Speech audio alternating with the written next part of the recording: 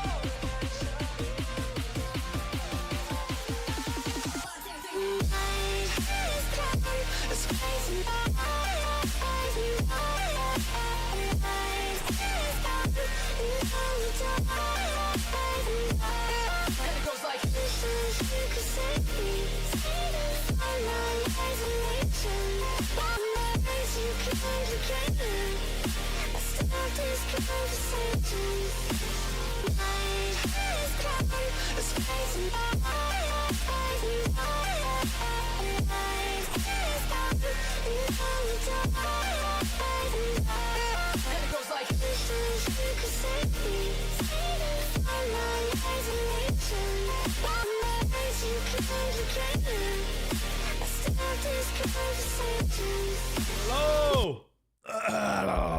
Hello.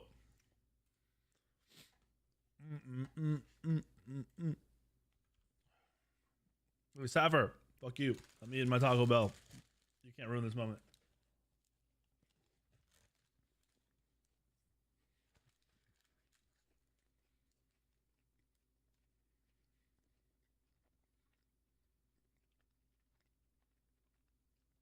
What up, German?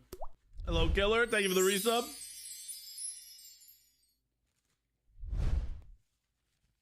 $35 and I still think you stink. Love you, dude. I almost got one of those last night, Rogue. I saw it on their combos.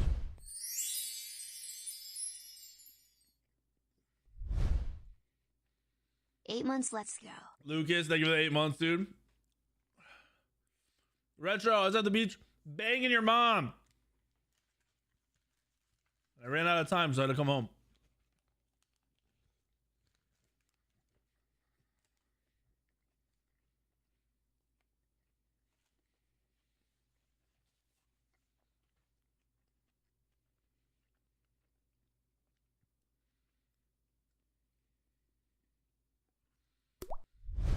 What up, Zet?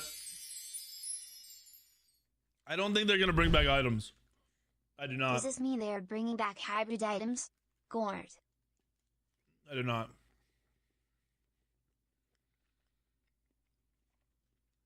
See Andy's vid? Not yet. I'll watch it.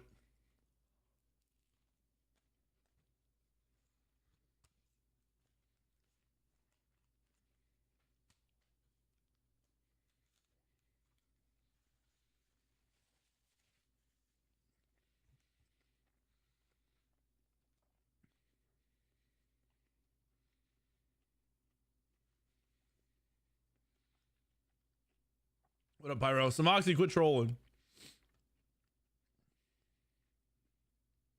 I don't know. A lot of people are like solo laners are eating good this patch. I mean, solo laners have always been good since season 2 and they added Bluestone. So let's not get it twisted. But I don't know if you guys are like solo laners are gonna have the exact change everyone thinks. That would be insane, Scyther. I don't think they'll do that. I think they will make towers do less damage.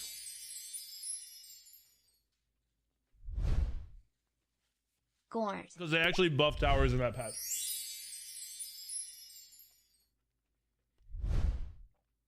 Bro. 5 head.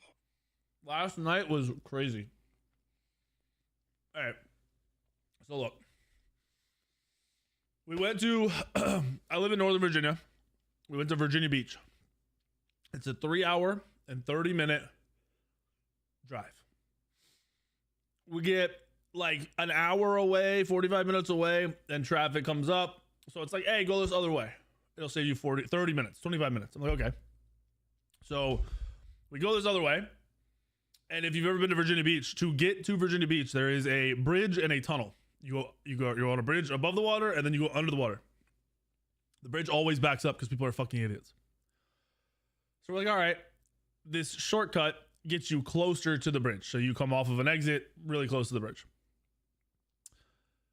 Everyone else must have the same fucking idea because there's way more traffic than either app is selling us. We finally get to this little bridge that connects us to the tunnel. It's closed. It's blocked off. There's a cop sitting in the middle of the road, not letting anyone through. So we wasted like 30 fucking minutes for no reason. And then everybody who's doing the same thing is clogging up, getting back onto the road that goes to the tunnel the other way. The thing is, while we're going this shortcut way, it's like through a kind of, maybe not run down, but it's not through the best part of like the neighborhood, but like the boulevard of the neighborhood. We're sitting there driving down this 4-lane highway, and this car cuts us off. This like piece of shit 1990s 4-door trash car. All the windows are down. Dude's arm is hanging out the window. Cuts in front of us, like inches in front of us. As soon as he does it, this cop that was following him flicks on his lights, turns on his sirens. It's an undercover cop. This dude takes off and just starts weaving in and out of traffic. Gets 3 lights down. The cop leaves his lights on but shuts off his siren because I think he realized it was kind of unsafe. Like he wasn't even about to go swerving in and out. So like, he's following this guy but at a distance, trying to keep up, trying to keep an eye on him. The guy does a U-turn at the other light, cuts into a neighborhood. The cop is doing the U-turn, and as we pass, all the doors are open, the car's on the side of the road, and the people are gone. And the cop isn't even like turning into the neighborhood yet. So they just ran from the cops, ditched the car, and we're gone in like 30, 45 seconds. So that was on the way down there. Keep in mind, we're going down here and they're supposed to have really bad thunderstorms. So I'm thinking we're driving for 4 hours and we're not even gonna see this concert. And then I'm gonna get the tickets canceled. I have thousands of dollars into this. Like I'm like out. If we don't go to this concert, I'm gonna get like $3,000. We get there, we get to the concert, we go a little late so we can go just to see him because we don't really care about the people playing before him. This is for Morgan Wallen concert, by the way. Get there, we're checking the weather, everything ends up good. Dope. No rain, no bad weather. Plays the whole concert. We're leaving. When we went in, it was nighttime, it's dark. This is a place we've never been before. I've been to a lot of different places similar, but not this place. When we're going in, I followed somebody in. It's like I parked and we followed some other people who have been there before in. When we're coming out, it looks different because you're seeing it from a different point of view. So we go down this sidewalk path to the cars that we think is towards where we were, and it wasn't. So we walked all the way to where our car would have been in this other parking lot and realized, oh, this is the wrong parking lot. So we walked all the way back to the beginning, like leaving this amphitheater. And then I know where we are. As soon as we get to the starting point, essentially, to go back towards our car, it starts pouring. Absolutely pouring. And we got there late. We were like one of the last people there. So we're on the farthest part of this whole parking lot. Pouring rain. Sammy's one of her, she wore cowboy boots or cowgirl boots. And one of the boots was messed up. So she's wearing only one shoe. Walking in the rain. To this gravel parking lot. We get out of this concert venue, whatever the area, at 12. 12's kind of late, but not that bad. We're at the beach. There's some places that are open. By the time we're like near the beach where we're staying, it's like 12:30. Taco Bell closes at 1. And there's a couple restaurants that are open until 2. If you go to a restaurant at like 1 o'clock, because we would have had to go back and change and get Sammy's shoes and then go. If you get there like 1:15, nobody wants to make you fucking food. That closes at 2. So like, all right, we're going to get Taco Bell. Wait in this Taco Bell line for 35 minutes, 40 minutes. Finally get up, order our food, get to the fucking window where you pay, hand them my card. Takes like 3 minutes. Hands me my card back. Your card's not working. I'm like, okay. Like, I'm not worried. Like, I have like 8 cards between business cards and everything else. Like, I have like 8 cards, so it doesn't matter. Here's another one. And they take it and they have that card for like 8 minutes. And there's like an Apple card. So there isn't even like a, like you can't type anything in. It's just a swipe card. They hand it back like, yeah, it's not your cards. Our machine's down and not working. I don't have any cash. Oh, forgot to say this. While we're at the concert, we walk in. Sammy buys a $50 t-shirt, $45. I'm not joking. I'm carrying it around. I'm holding 2 chicken strip meals, so stacked. I'm holding a mixed drink for me. And I have my rain jacket and the shirt under my arm. We get to the seat. The shirt's gone. So on the way out, I have to buy another $50 shirt. Then our food, can't get it because I don't have cash and their card machine's not working. So we get back to the hotel at like 1:15 and I'm like, all right, we have to go get some food because we're gonna get fucked if we don't get food. And like, wait, we'll order it. So I ordered, we ordered Denny's because Sammy wanted breakfast food and I was like, I'll eat pancakes. Ordered Denny's and like big tip. Couldn't do the fast order. Couldn't do like the pay $3 to have your order prioritized or whatever. Couldn't do it. It was too busy. So Sammy puts in a Taco Bell order at the same time because I'm like, fuck it. I just want to get food. I want to make sure I eat. I don't care. She does the faster order. The Denny's comes in like 30 minutes. Her Taco Bell order sits there for an hour. The guy is there waiting for the food for an hour and 30 minutes. And he never even picks it up. And then that gets canceled. I eat my fucking Denny's. I go to sleep. And so if we had just ordered Taco Bell instead, we'd have been so fucked. Because there would have been nothing to eat. There would have been literally nothing to eat. I would have had to go. They had a little like grocery store thing in the hotel, which probably had like a Hot Pockets or something. So I'd have been fucked so bad. So that was my whole trip yesterday. The concert was really good. And realistically, if Taco Bell hadn't fucked me at the end of the night, I really wouldn't have cared. But it was an interesting trip. The fact that we get to see a police chase. The worst part was Sammy was driving when the police chase started and she freaked out. So she like got behind this big truck and slowed down. So I didn't get to see like half of what I wanted to see. I had my phone out. I was ready to record. That was the one thing that kind of stunk. I didn't get to see and get a good recording of everything. Oh no, side throw. I think towers should 3-shot you. Anybody, if you're diving for that long. No. I'll probably not be on time tomorrow.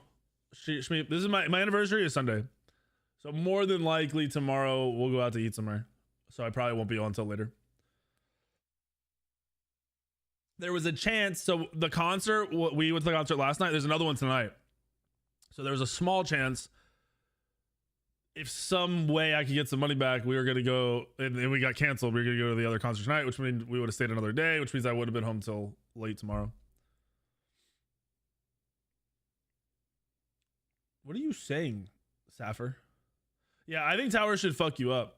In every MOBA I've ever played, towers fuck you up. So I hate when people can dive and run around towers. Like, towers should be your safety point.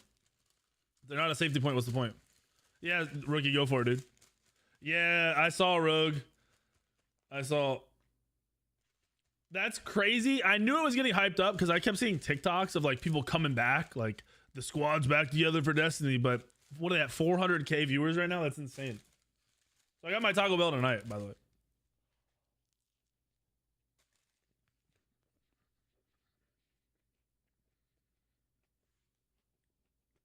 The concert was really good.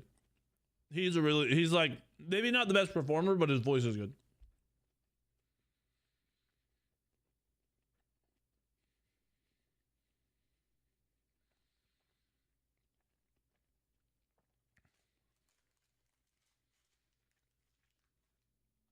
I had to ego a dude at the concert though. It was really awkward. So we were sitting like in the middle of one of the front rows, like middle side, and these 4 old women are sitting next to us. And at one point, she's like, "I'm sorry, I got to get up. My son's here." And she goes over and she's talking to her son in the aisle. And then she points over to like the other people, and the son comes and stands like, if you've ever been to a concert, there's not a lot of room. I'm 6'5". I'm 6'5", where my legs are a lot longer than my torso. So like my legs stick out. This dude stands right in front of me while he's talking to these women, like in my seat. When I'm at these concerts, most people are drunk. So I'm like, all right, I'm not gonna worry about it. He'll be gone in a second. He leaves. I'm like, great. Halfway through the concert of the dude singing, there's a song about like the dude made for his mom. Kid has to come over when his mom's over, but now we have like an extra seat because all these other people to our right didn't come. So we shifted down a bit. So he's not in my way. Him and his mom are like dancing. It's like borderline like stepmom weird stuff. Not gonna lie. Like it was literally at that point he's like rubbing her sides. I don't know what to tell you about that, but I was sitting down when he came back over for that because it was a point where the concert was going on like behind us. So we were sitting down like looking at the screens. And right when the song was almost over, I stood up because I'm pretty sure this dude thought I was a little guy because I was sitting down every time he came over, and I just stood in the way because he didn't even say he was sorry or anything when he was standing in front of me the first time. I just stood his way and like turned my side to him so I couldn't see him. So he had to be like, "Sorry, dude, I gotta walk by. Sorry, dude." Like I was very uncomfortable when he's like legit rubbing his mom's sides, and they were it was weird, bro. It was so weird. It was this weirdest thing I'd ever seen in my life. Because it was like probably a 55-year-old woman and more than likely like a 20-year-old kid. Maybe like 21, 20. No, he was drinking. So he was probably like 21, 22, 23. Oh, and when we're walking in the concert, this like 15, 16-year-old is in handcuffs with 3 cops walking him, escorting him to the front. He's definitely arrested because he was underage drinking. Because he was like, he looked sober and you could tell he was coherent and he wasn't like mad or anything. He was definitely underage drinking.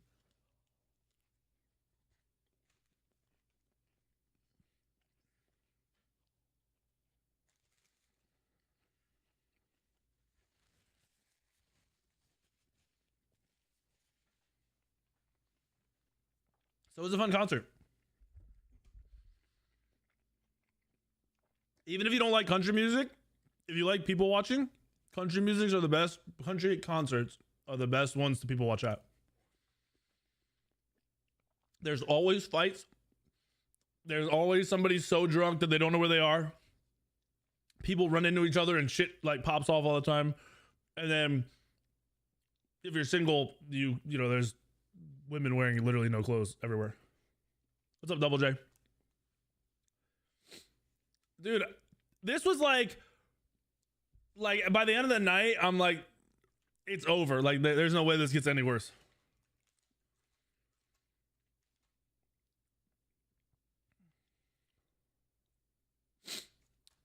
Yeah, I felt bad for the kid though, because he was definitely all by himself. Like his friends weren't walking with him or anything that was getting arrested. He was just all alone with 3 cops walking him to the front of the building.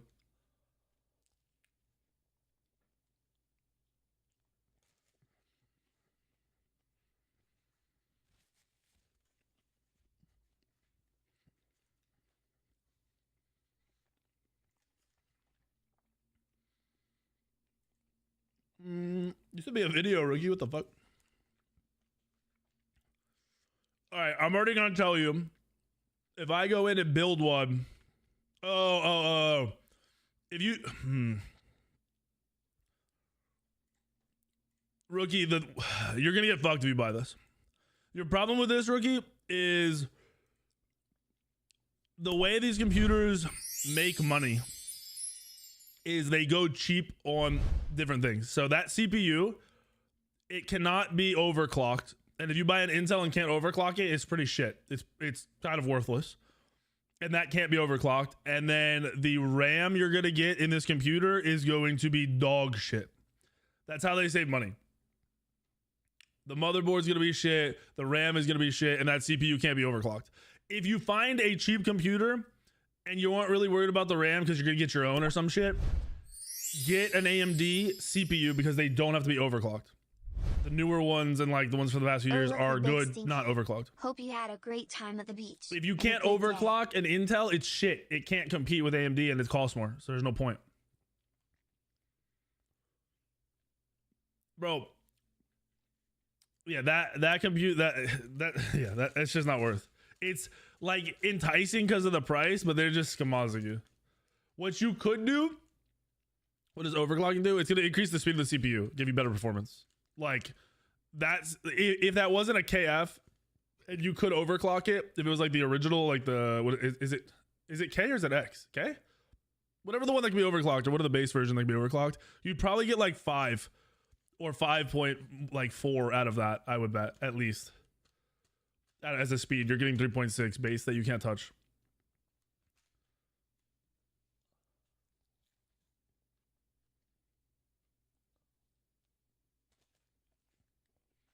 People usually don't overclock their CPU. Exactly. That's why everyone buys AMDs now. They don't have to. They perform better and don't have to be overclocked. And they're cheaper.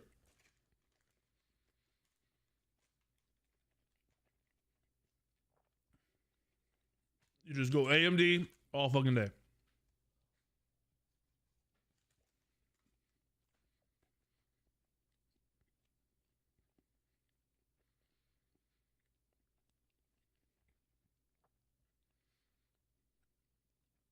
Rookie, what you could do is look for deals when shit is on sale and just slowly build out your computer.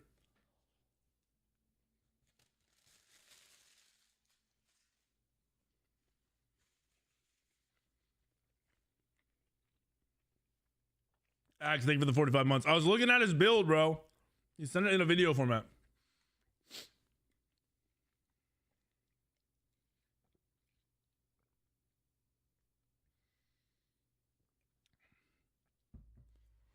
Rookie, just buying those like true pre-builts that are at like fucking Costco and shit, there's a reason they're there. And it's not a good reason. I'm doing Elo Hell on a fucking Friday, bro. What drugs are you on?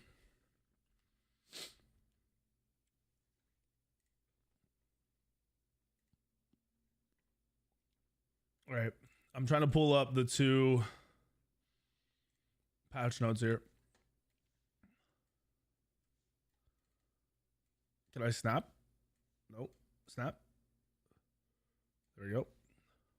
There we go. Nope. Wait. What the fuck?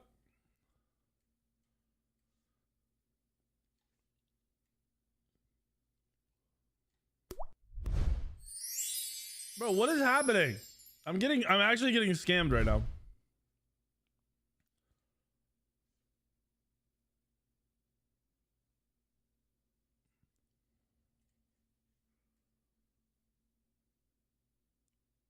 There we go. Goodness gracious, that was fucking annoying. D's smell of balls, not running ads. What up, Dark? Thank you, Grizz. Not tonight. Any Soon, Monster yes, but not Hunter tonight. soon?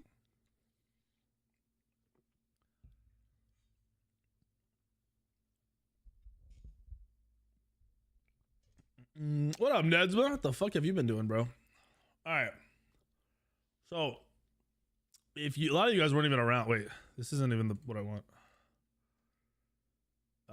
This. So, while I was gone yesterday, I did make a video covering this. They basically said, hey, we heard you guys complaining that our patch was dog shit and that you want something, you know, big to change. So we're going to do it. We're going to revert 9.5. If you've never seen 9.5, this is the 9.5 patch. Oddly enough, it was the Slipknot patch, which still confuses me to this day.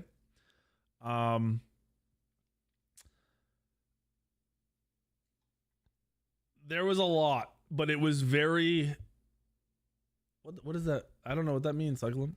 It was very generic. So at this point in time, there was obelisks. Obelisks were a thing where you delivered shit, did enough shit to get delivered, and then the Jimmy would spawn, the fucking totem. Or not the totem, the what's it called? The little scepter that follow you around, the one that is now from the meteor. A lot of supports love this. Everyone else fucking hated this. At this point in time, with the way the game was, and with this item, supports could solo a jungle at level 10, which is weird. What up, Julie? Thank you for the raid. Yeah, it was a really weird time. So they dropped this patch because it was more of a casual complaint. I mean, I was ready for change at this point in the year. I think a lot of people were. But a big point that people didn't like was how fast they would die. So pre this patch, pre 9.5, you were dying like one rotation of abilities would kill you. Where at post this patch, it would take 2-ish. So technically there's like more skill involved because you have to hit more abilities, but also at the same time, Anonymous bought 800 gems from. you could be out of position, you wouldn't be punished for it, right? Like you could duo lane, you could mess up and you wouldn't be punished for it. Now in today's Smite, this 9.5 is live, obviously. Everybody is tankier. I'll try to find the thing where they talk about it in here. They talk about the exact number, like the percentage buff. It's right here. Wait. Is it? Maybe it's farther down. Oh yeah, it's farther down. I think. I don't know. They talk about it somewhere in here where it's 30%. Let me see if I can just search it.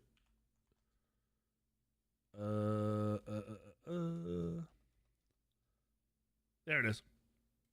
So like the overall change, it's not exact, but basically everyone is 30% plus 8% per level tankier. So imagine you're 190% tankier. Essentially, like between health and actual defense. So like I said, when this hit, everyone's not killing, like, you know, normal things that would kill somebody is no longer getting them even it's like half healthing them maybe. So it's taking multiple rotations of abilities. There's so many other changes though that have happened from this, you know, this change to now, that the game is not the exact same post 9.5. So I need it to be understood that I'm excited for them to try to revert this because it's a big change in the game, not because I think we're going exactly back to that. It's more of like this is like a new patch type of thing, like another patch on top of the patch for me, and less of a revert.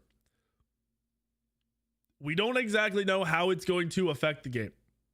I don't think high res does either. I think that they heard that this is what everyone wants, so they're going to do their version of it. That's what they say in here. They explain why they made the original changes, and it was because people were complaining about dying too fast. I don't know who exactly was complaining about that. Because, like I said, I feel like it was more of a casual complaint than anything. But at this point in time, I think in my patch notes, like I was ready for some changes, so I was hoping this was going to be good.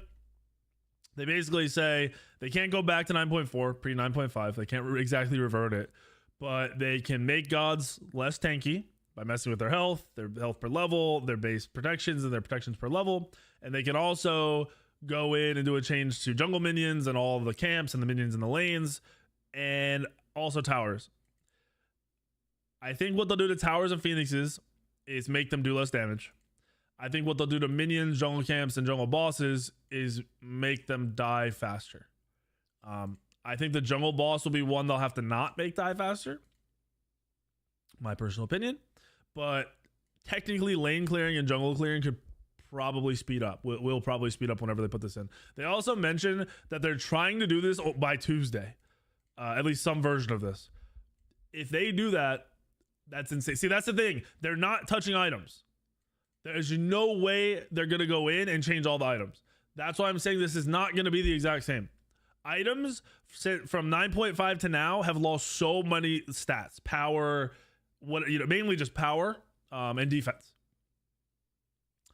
So I don't know what no one knows what the game is going to look like. Anyone pretending they do is not telling you the truth. There is a chance that they throw this in and it feels terrible. It is completely possible.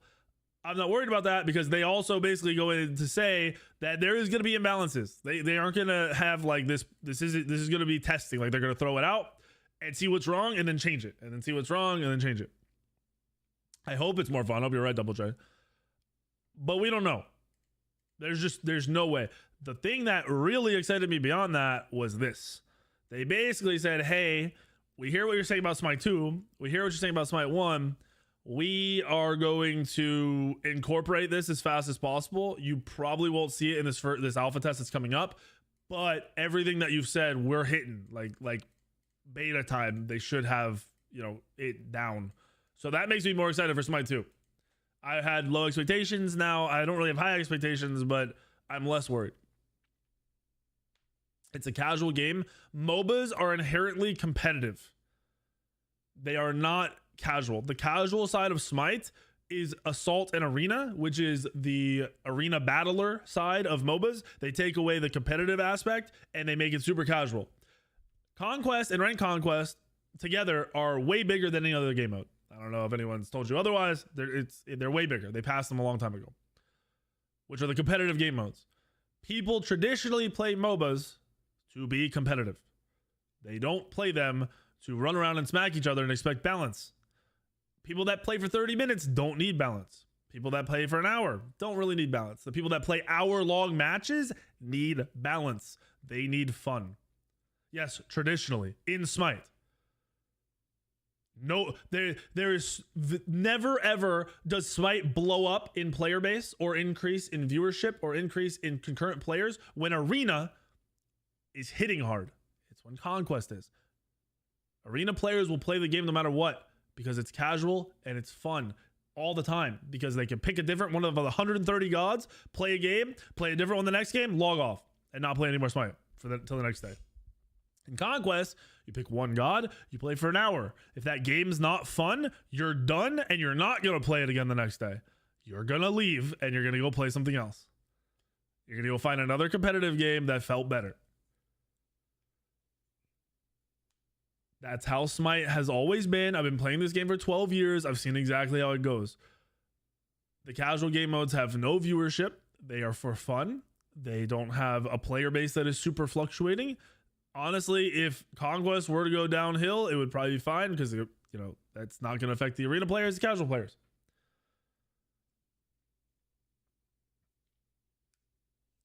See the Power Worlds update? No, I have not. So yeah, that's this is the biggest change here. There was in this patch, there was so much other stuff, but they're not getting into the specifics. At this point, there was hybrid items out the ass. So I don't know. That alone, this being what the big change was, there used to be hybrid items. There's no hybrid items now. What does that mean? Because if even Ymir, I think, so they break down the health too, which this is if you actually see this, it's kind of crazy. Hold on. So here's the minions in lane gained 230 HP. That's a fuck ton of health if you didn't know. They're also tankier.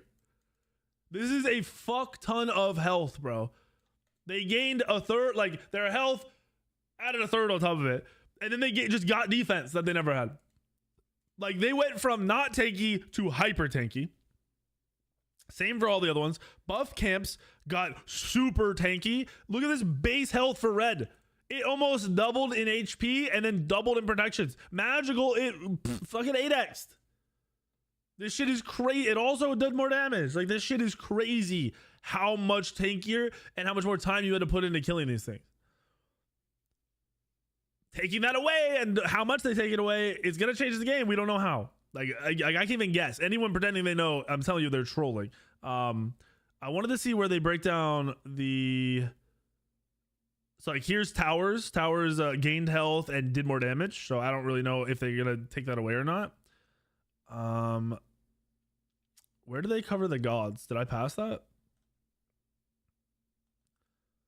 Because they go over general like health for god changes and it's massive. So that's all buffs.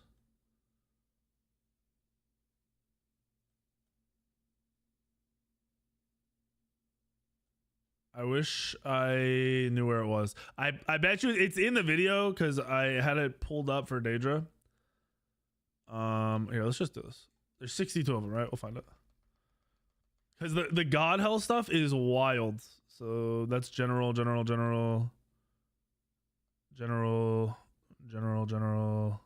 did I miss it?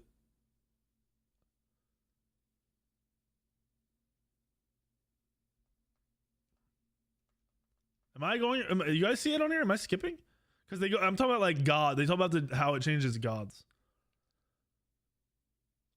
I see towers. All right, let's do. I passed it. All right, Oni, assaults, slash, joust, items. Why we do it this way? So this is not what I was looking at.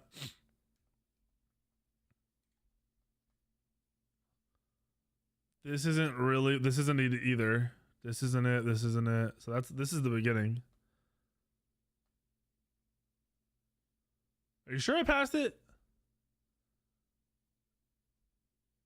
I'm pretty sure I didn't pass it. I think you're trolling me.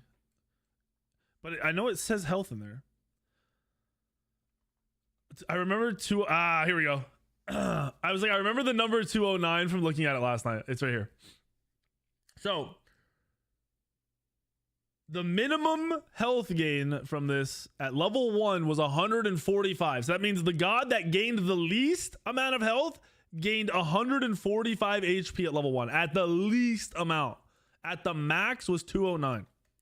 At level 20, the least amount of health gain was 202. The max was 304. This is where it's crazier though, because yeah, it's 200 health, like that's an item, whatever. Look at this shit, bro. The minimum protection gains was 3, but the max at level 1 was 9. There were gods that gained 9.5 protections at level 1. Do you understand how much damage that is mitigating? This is like the shit, like while tanks will have bluestone and fucking a health item with no defense and they'll still take no damage. This is fucking why, bro. This is why. This is insane. The amount of damage that is mitigated from just adding this is wild. And at max level, it's 7 up to 14.5.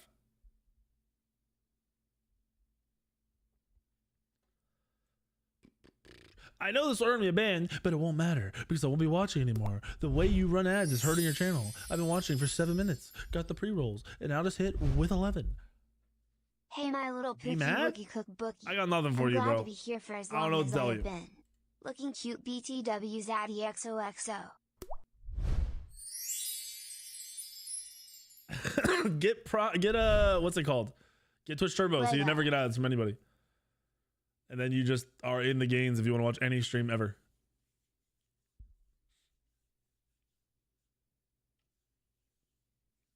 What I learned from ads was as soon as I started running any ads, which at first was like 5 minutes, which is like the minimum to get like the extra money. People who were going to complain started complaining. People who weren't. So I upped it to which at the time was a max amount, which was 10. And that's like over an hour, spaced out. So it's like 3 minutes every 20 minutes or whatever. People still complain the same amount, nothing changed. So if I run anywhere from, like, if I run 10 or anything else, it's the same amount of people complaining. It's just, you were going to complain if I ran 2 minutes of ads. If I ran 1 minute of ads, you were going to complain. But those don't get you the extra rates. The extra rates, your money like quadruples. So I'm going to run the extra fucking rates to get my fucking money. If you want to pay me that amount instead, I'll turn ads off. That's fine with me. You tell me, dude. But Twitch Turbo works for every stream ever. And if you only watch one stream, you can sub to that person. And if you can't, I understand. Money can be tight, especially now it's expensive as fuck. But that's a luxury then you couldn't afford. So when there's a luxury you can't afford, you don't complain about it. You just accept it and you move on and live with your life. There's a lot of luxuries I can't afford. I never will be. And at pretty much everybody, maybe not everybody, but most people will never afford a lot of them things. Don't complain about it. What up, CEO? Sleepy Bear, thank you for the prime. But anyway, back to our talks here. Also, magical protections. This is crazy. Like, I don't know, bro. This shit just blows my mind. Thinking back to this shit is crazy. I mean, like, look at this. Every single god in Smite will receive 40% health. 40% base health, bro. Think about this. If you were just 100 to 0ing somebody pre this patch, as soon as this patch hit, you were only doing 60% of their health now. Think about that. Process that. And that's before the protections are added. Then you add in the protections that they're putting in, and you're not doing that 60% anymore. You're doing 30 or 40% while they also have that 40% more HP.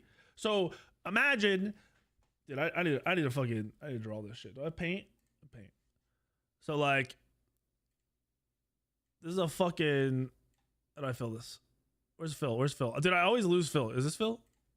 Yes. Okay. So this is your fucking health bar, right? This is your fucking health bar. So 9.4, you could 100 to 0 somebody, right? 100 to 0, right? 100%, right? You could do this whole thing. You go, ba boom, they're all dead, right? Scylla hits you, 1-2 combo, 100 to 0. Imagine instead of this much health and no defense, you now have fucking this much HP. Oh.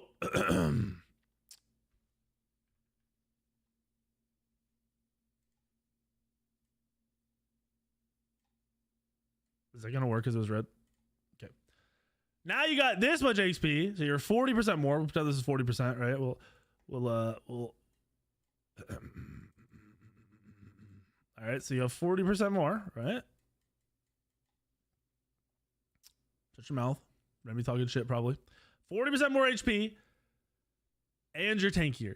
So you went from doing this much and 100 to 0ing somebody to doing maybe on a good day, your kit's not hitting 50%, bro. Your kit is hitting like, you're doing like this much health. You're hitting for nothing, bro. You're doing nothing with your hits after this patch. So you got to do this chunk of damage. You then got to do this chunk of damage. And then this chunk of damage has to be filled up by auto attacks or some other god or a third rotation. So you got 1, 2, 3. I don't think you know math. I think most people can see with their eyeballs. 3 rotations of abilities to kill somebody rather than 1. That's how you should look at the change. They're going to revert this in some way. Because in Smite now, we're back to one-shotting ish. There's still a lot of cases where it doesn't. But we're doing there's situations now where you are one-shotting with the right items. It's not all the time. So I don't know how this is going to work. Reddit hates these changes. Reddit is pea-brain. Reddit does not process simple business numbers, anything. And if you need a simple, I'll break down simple for you, okay? I'll break down simple real quick. Let this load. All right. Simple. This number 1 month ago was this number.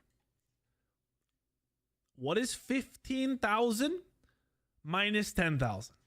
In 1 month, our peak dropped 5,000 on Steam. Double that, right? We're going to double that because console is double PC size. And we're going to pretend Epic Games doesn't exist. We're not even going to add in those numbers. So pretend the peak used to be 45,000 and now it's only 30. Think about those numbers side by side, bro. That's how many people are not playing anymore at peak hours.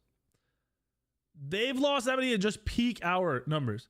That is so much money and potential money that is gone. If this is happening, you need to be drastic. You can't just lose 30% of your peak players and be like, everything's fucking fine. It's that dude burning in the house meme. No. They need to do shit. The whole community, mainly the streamers and the people who watch streams and YouTubers and people who watch YouTube, want 9.5 reverted because that's the last time they remember the game being really good. I like season 10, all of season 10. A lot of people didn't. So I don't really care because I don't think we're going to get back to exactly what 9.4 was. We're going to have some new version and I need new. I want something exciting. This alone, just in simple numbers, my patch notes from yesterday was like my third or fourth most viewed video for the last 10 days, which is average.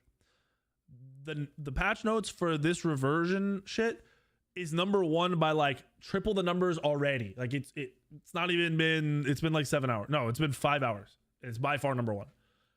This is exciting. People like this. People that played the game 2 years ago and liked the game and then started to dislike it are going to try it again. That's huge. That's bonus for high-res. Everyone else benefits from that. Player base goes up. Player pool gets bigger if people like it. Content up, so more people get eyes on it. More people come play the game. If they do it right. They might royally fuck this up. And it wouldn't even be their fault because they're trying to do some crazy shit. The fact that they're trying to throw this out there in like 5 days is insane. And then they're going to have to correct it regularly throughout like every week. You stopped playing Smite at like 9.7, 9.8, and now you're coming back. Dude,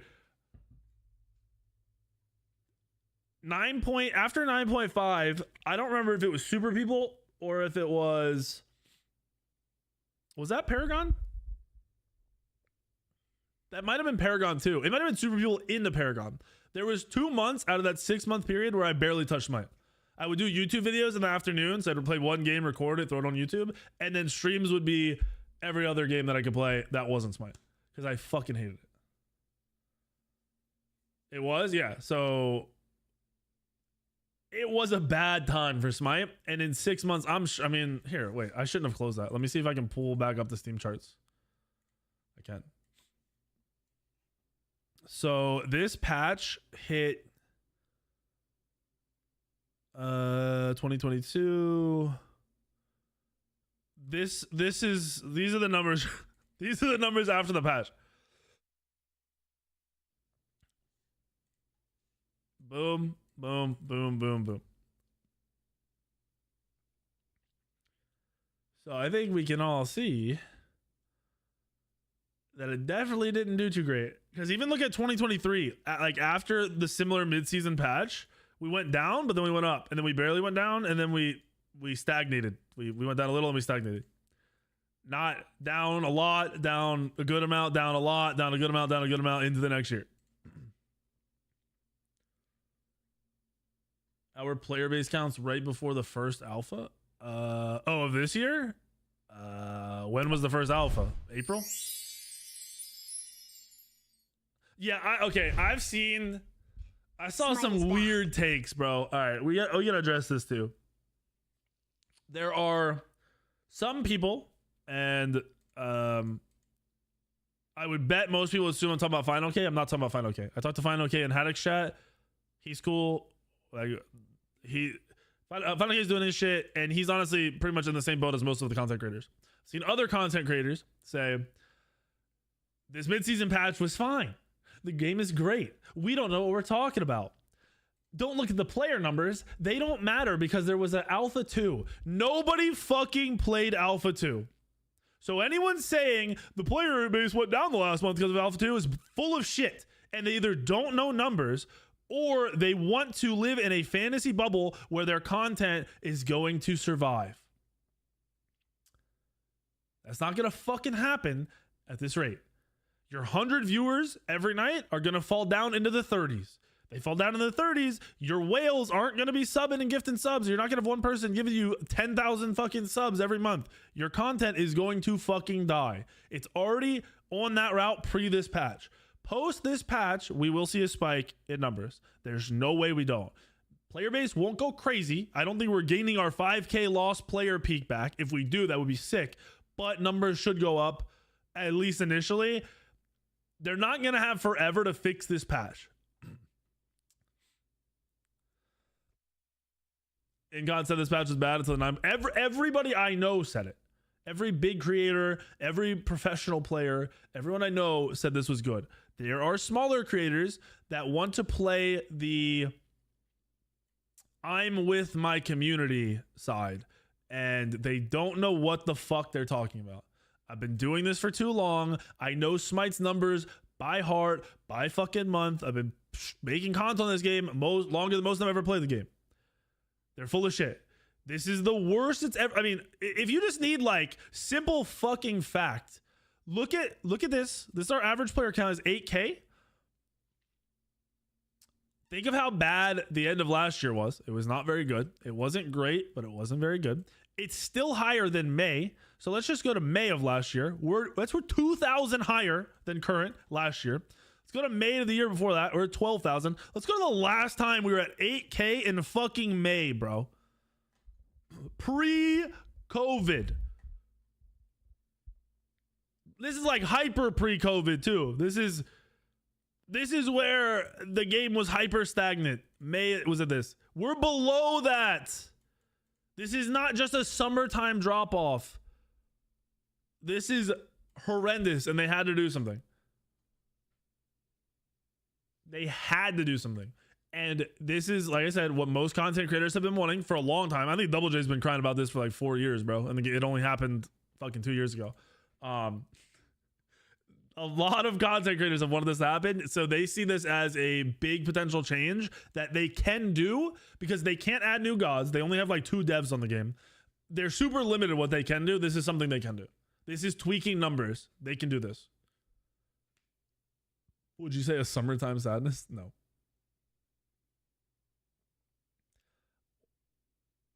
This is an easy but laborsome data entry job. Yeah, this is gonna take them for fucking ever to get right. Like, it's gonna take them forever. I don't like. They said they wanted to do it in 4 days, 5 days. They're gonna be sitting there on their computers tweaking every fucking god for 5 days. I don't know how they're gonna do that. Then they have to go in and correct, like, they're gonna have to fuck with item numbers when they're too good. They're gonna have to fuck with some base numbers if those are too good, or they're gonna have to, certain gods are underperforming, they're gonna have to tweak their health and shit. It's gonna be insane what they have to do.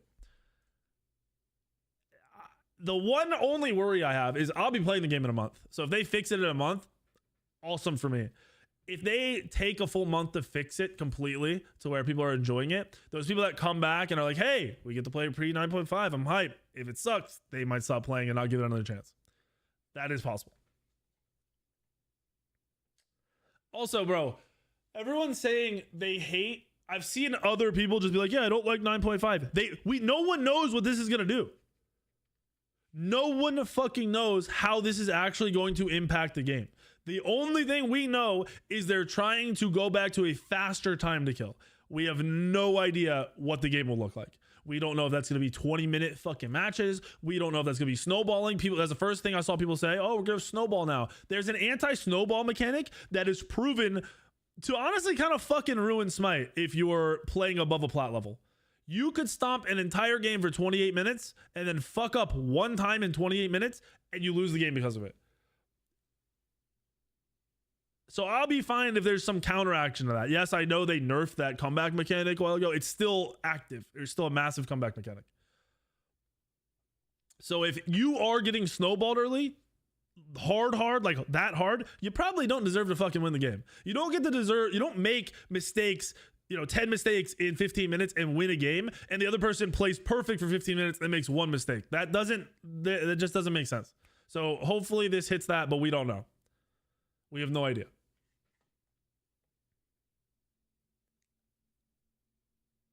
I don't even see that guy typing.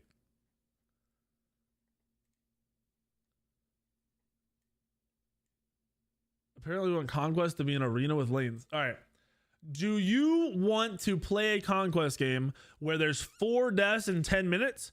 Or do you want to play a Conquest game where there's 10 deaths in 10 minutes? And if you are the one stomping them for all 10 of those deaths, you could probably end the game in 20 minutes. If the game's even, it'll still go 30, 40, 50 minutes. If the other team's stomping you, you probably lose in 20 minutes. I mean, they're listening for Smite 2 as well. If they're willing to do this on Smite 1, they're definitely going to do what we're asking in Smite 2. I got texted by like 6 people this shit when they announced it. I didn't believe they were trying to do this. I still don't believe they're trying to do it. Solo lanes have more kill potential as lane opponents have less health, and support has better 2v2 potential. Yes. Yep. There's going to be more deaths, and like mid lane fighting can turn into more kills. Mid fighting over mid camps can turn into more kills. Even middle of the game deaths where like having beads in your dash guarantees you don't die. You might die now if they do it right. I thought it was an April Fool's. No, I just was like, I thought the way high-res will say shit like we're gonna do this, and then it's like a super fake version of it. Like I thought I was gonna read this and it was gonna be like, yeah, we remove 50 health off every god. Like that's what I was expecting. Did they have a strong reason to implement 9.5? I'm pretty sure the game was getting pretty stagnant. There was a lot of complaints. I know at least by me, I fucking hated how... Actually, this might have been post 9.5. Genetics, was it post 9.5 where you could get the fucking scepter and just run at a jungler at level 10 and 100 to 0 them? Or was it pre 9.5?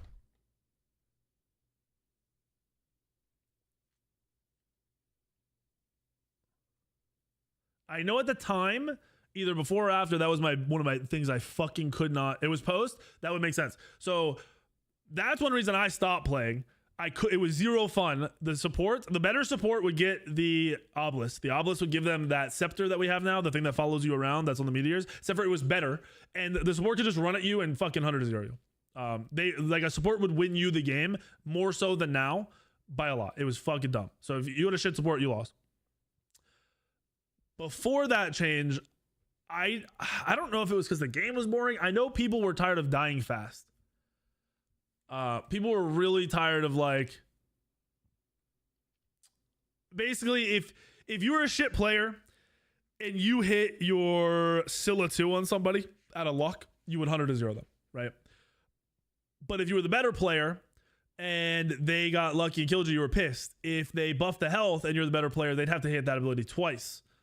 Then you can outplay them because they, the first one didn't insta-kill you. That was one of the big complaints that I remember. It was like, you didn't feel like the superior player was actually winning 1v1s, 2v2s, all that stuff.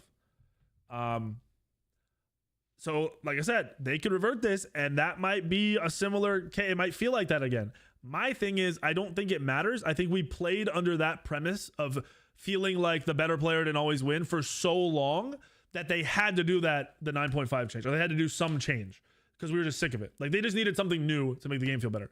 Now we're kind of reversing that. The games felt like shit. Last year to me was good, but I could see where people didn't like it. And this whole year has been very stagnant. We're 6 months into this year. I can't tell you one exciting thing that's happened. Nuts in the game, our only god we're getting all year. And like, she's cool, but she's not the best. And she's not that fun. Do you think pre 9.5 might be better with this 10.6 patch? What was the 10.6 patch?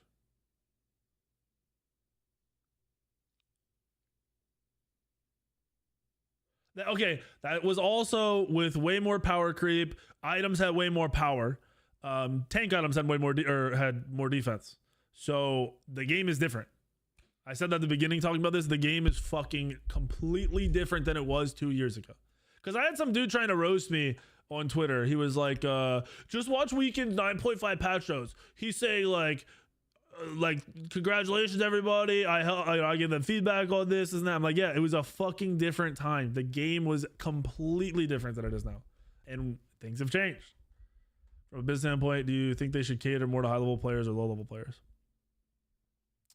I don't think the game I don't think any MOBA counters to low level players at all. I don't think a MOBA is like capable of catering to low level players. There are four abilities plus a passive on 130 gods. So what we're talking about 700-800 different things you got to learn. Then there's items that eventually you want to learn. Then it's how do those items work on the gods that you also have to learn. Then you have to learn matchups. You have to learn your god versus the other 129 gods. The game is always balanced overall through the players that actually play the game correctly. The game then has to be tailored to the lower level players to make sure they're having fun. They're not going to play the game correctly. You're not going to be able to change every item and everything to make sure they're having fun.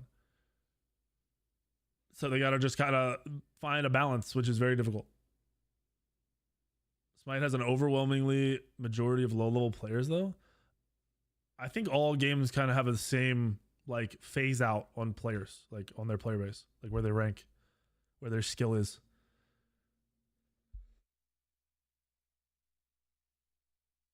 I think most games with good matchmaking, people like lock in at gold. Smite does it weird where you start at gold. So people think, oh, I'm a gold player at the start. You're not. So if you fall down into silver, it'd be the same as you starting at zero, at bronze 0 or whatever, and ending up at silver. You just go backwards at the start, which feels really fucking bad. And in most people's minds, it tells you they're terrible. But that's because your brain's not working correctly. You're not processing that you're not starting at 0 and going to 1200, 1500, 2000. You're starting at 1500 and you're either going back or you're going forward.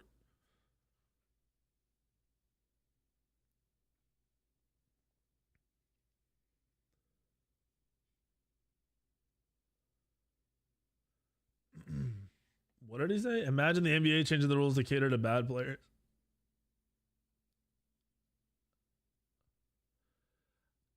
Yeah, they do change for like lower level. So like kids have different rules. High school has different rules. Like everybody has different rules. What? No, it was gross as soon as I walked down here. You said it was nasty. It was not good. No syrup. Starting 1500 is odd. It's not that odd. It just doesn't work in our brains the way we're used to.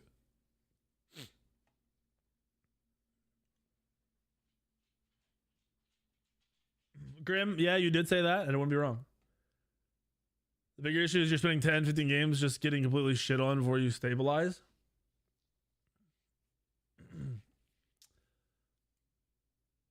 It's not 10 or 15 games. Unless you are bronze. Most people aren't bronze. Most people are true gold. So most people will play and just stay around the 14 to 1600 MMR all the time. The next step down is silver. And I think that's where a lot of the bad players stagnant, because that's like 1K MMR. Bro, if you lose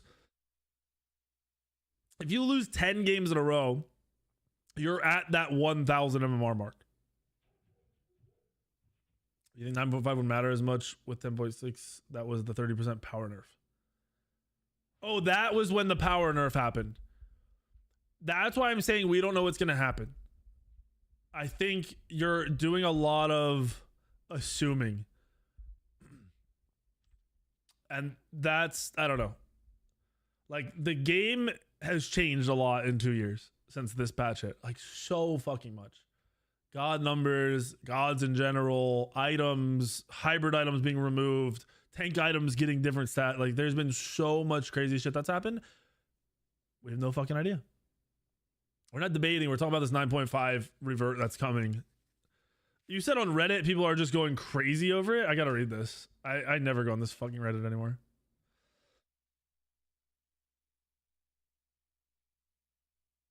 Dude, I didn't take my allergy medicine until I got home. And as soon as I got home, I started coughing like crazy. So either something here I'm allergic to, or I am allergic to my fucking dogs. So which one am I looking on here? Should Smite add more ranks like League did? Well, Smite 2 is having rank completely reworked, so I would just wait to see what they're doing. First of all, you said a lot of people are shit-talking content creators. That's all the Reddit kids do. I'm sorry, I'm at a point where if your first reaction is to shit on somebody because they create content, you are jealous that you don't get to create content, which does not put you in a position to shit on people that do. It's insane that that is where your brain jumps because you're so upset that a game is trying a patch while it is dying.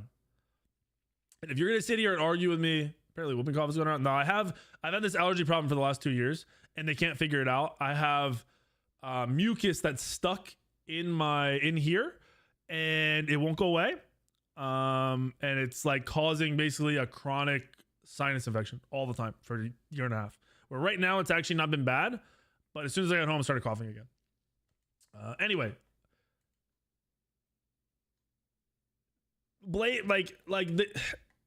they could argue so much, but the game is going bad. The game is going down bad right now.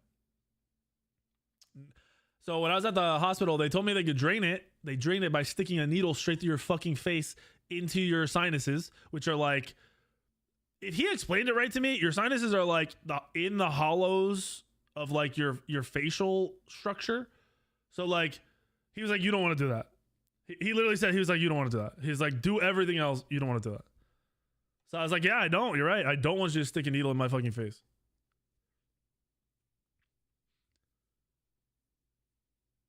I go to in like a week, I go to a specialist for ear, nose, throat. So I'm praying they can figure this shit out.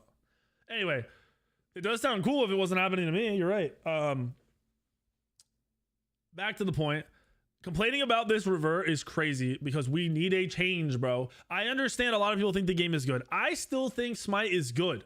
Good is not enough. Good and never changing is boring, okay? Shit needs to be, like, think about this. What god is OP in Smite right now? What is the god? Like, if that god gets through, you win the fucking game. It doesn't exist. No, it does not exist. I've watched you motherfuckers play Sun Wukong. I've watched you motherfuckers play Susano. You get shit on. I just 0-10 some Susano the other day in a GM game.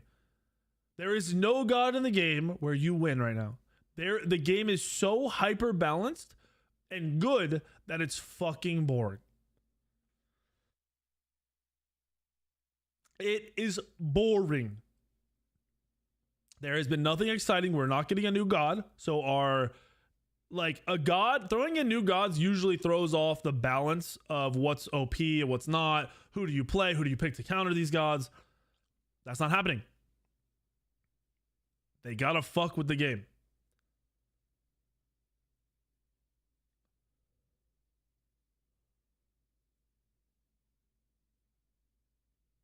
Yeah, Grim, that's what it's felt like for the last 2 years, bro.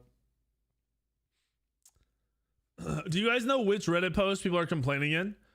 Is it the mid-season update PTS issues and feedback thread? Like the one at the top from Isaiah? Because that doesn't have that many, like, none of these have that many posts. Oh, is it depending on sensational? Here. Is it this? Is it holy fuck, bro. You know you're mad when your fucking title is a whole paragraph. It's got to be this one, right? It's got the most upvotes too, so you know people are crying about it.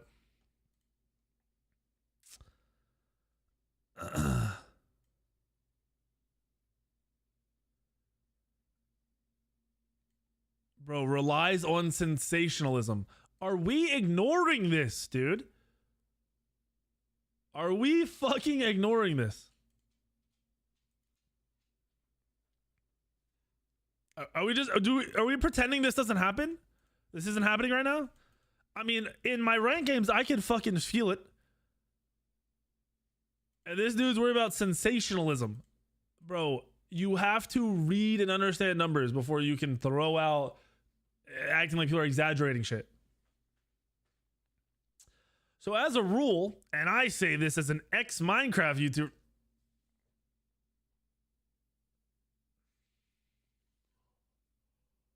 so he put up videos and gained 100 views in 3 months and then retired because he never made any money. You are not a YouTuber or a streamer if it doesn't pay your bills. You do YouTube and stream as a hobby, that's perfectly fine. If this is your title, this is your job. You didn't retire from Minecraft. I was paying your fucking bills, bitch. But anyway, this also stems, I told you this before I even clicked on it. People are just jealous. And I get it, bro. I'm jealous of fucking NBA players. I'm jealous of fucking baseball players. If they're good enough to hit the ball, they don't even have to be in that great of shape and they make fucking 90 million. I'm jealous as fuck. But this shit is way too obvious. The first thing you did was have to tell us you're an ex-Minecraft YouTuber. Like, it's hype. What's your fucking channel? Hold on. Actually, no, hold on. Toby. There's no way he posted this under his real shit. Toby 1066 Minecraft. Sweep is confused at your vocabulary. What does that mean?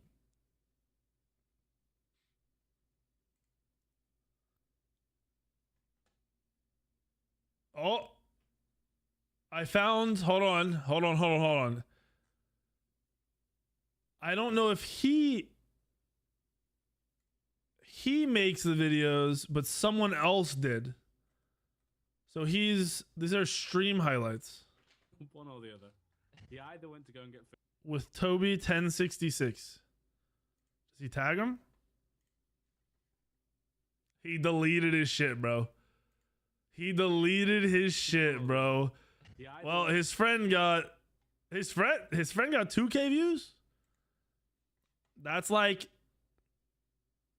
10 years ago. That's $0. Sorry, I lied. That's literally $0. Anyway, back to the ex-Minecraft YouTuber. Sorry. So with perhaps a little insider perspective, bro, this is hard to get to the first sentence. Sorry, second sentence. You have no perspective.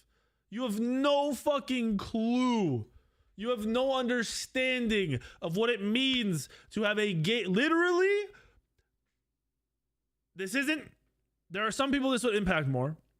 It would impact all of us as content creators. If Smite stays on the same route, most, if not all, of the content creators that started in Smite will not be able to create content for a living anymore. There are a few of us that will be able to. 99% will not. So, sensationalizing that the game is dying is not good for us. Especially when we don't know they're going to do this fucking patch. It's actually really bad for us to do this. Because then it speeds it up. It makes it a very rapid drop from what it would be. If I'm sitting here telling you this game is bad every day, you're going to stop fucking watching the videos. You're going to stop playing the game.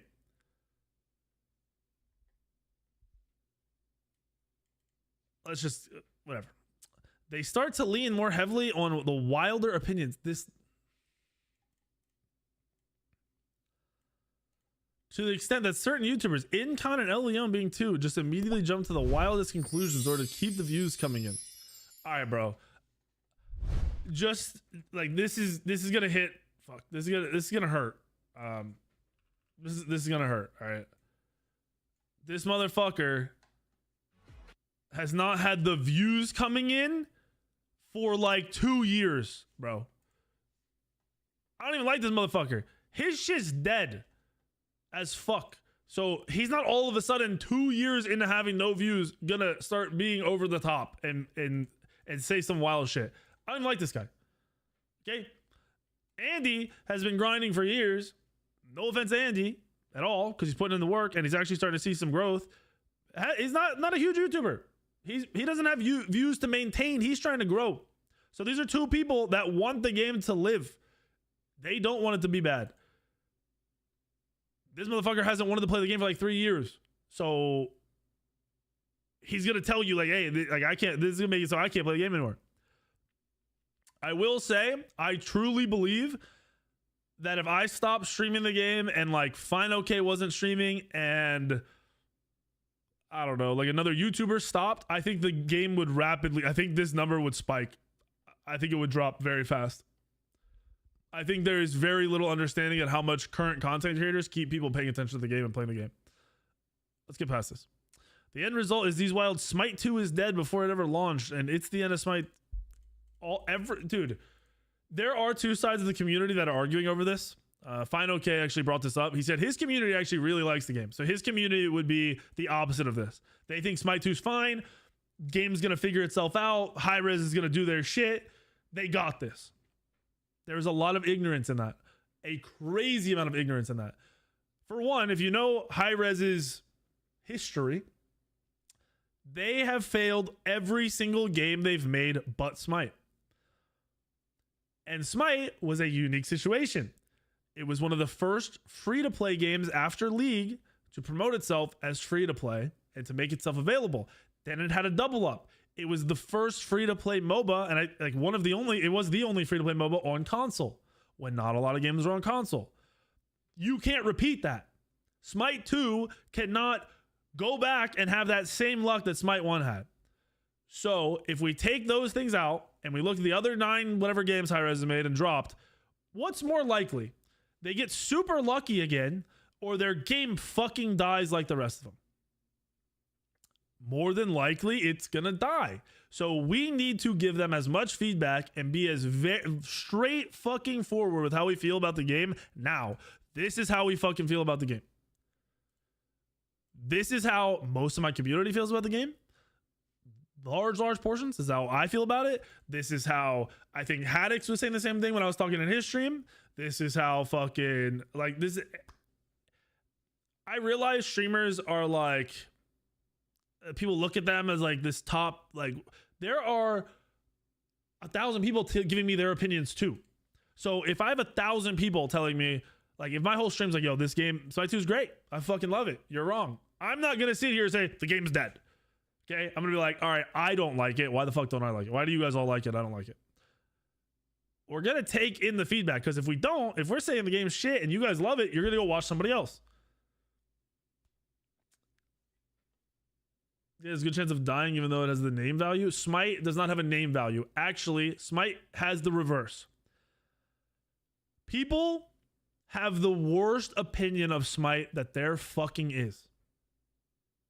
Smite 2 actually has that slightly going for them, that it's basically a different dev team than the original dev team that built Smite 1, that people form these horrible opinions of. Like even Hi-Rez doesn't run Smite. Hi-Rez is split up into multiple companies, so there's like someone else actually in charge of the game now.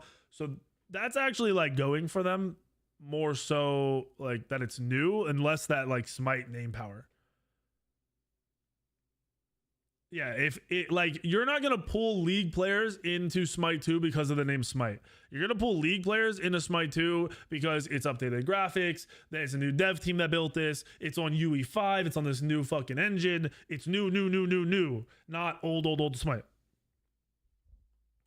Anyway, all right, we'll keep reading. Honestly, this mentality too often bleeds into the gameplay itself. How many of Wicked's YouTube shorts are of him insta-killing someone or blazing through a team fight in seconds? Yo. Can we stop reading now? I'm fucking ego. He just said I'm a fucking beast. Can we stop? I don't want to read the next sentence or any of the rest. I don't know where this is gonna go. I don't know if he's a fan, bro. This is gonna instantly go the other way. That's why I don't want to read the rest. Of course, he's going to hate a change to the game that makes that style of play harder.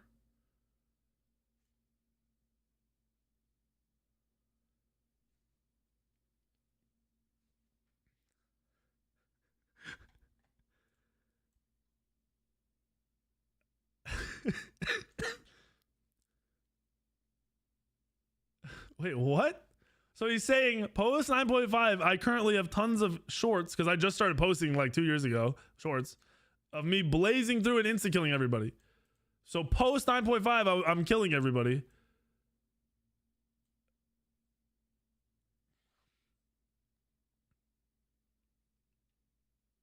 This is going to make me kill them faster again, even faster than I currently do. But I already don't have a problem because I'm already insta-killing them. Like, what? I'm confused.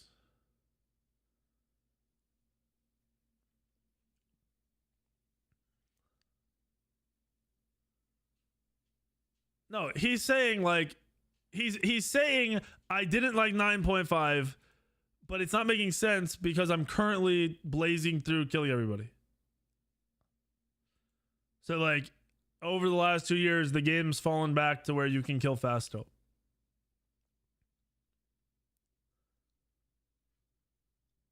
Anyway, that makes the style of gameplay harder. And so that's been the narrative that these YouTuber streamers and X-Pros peddle.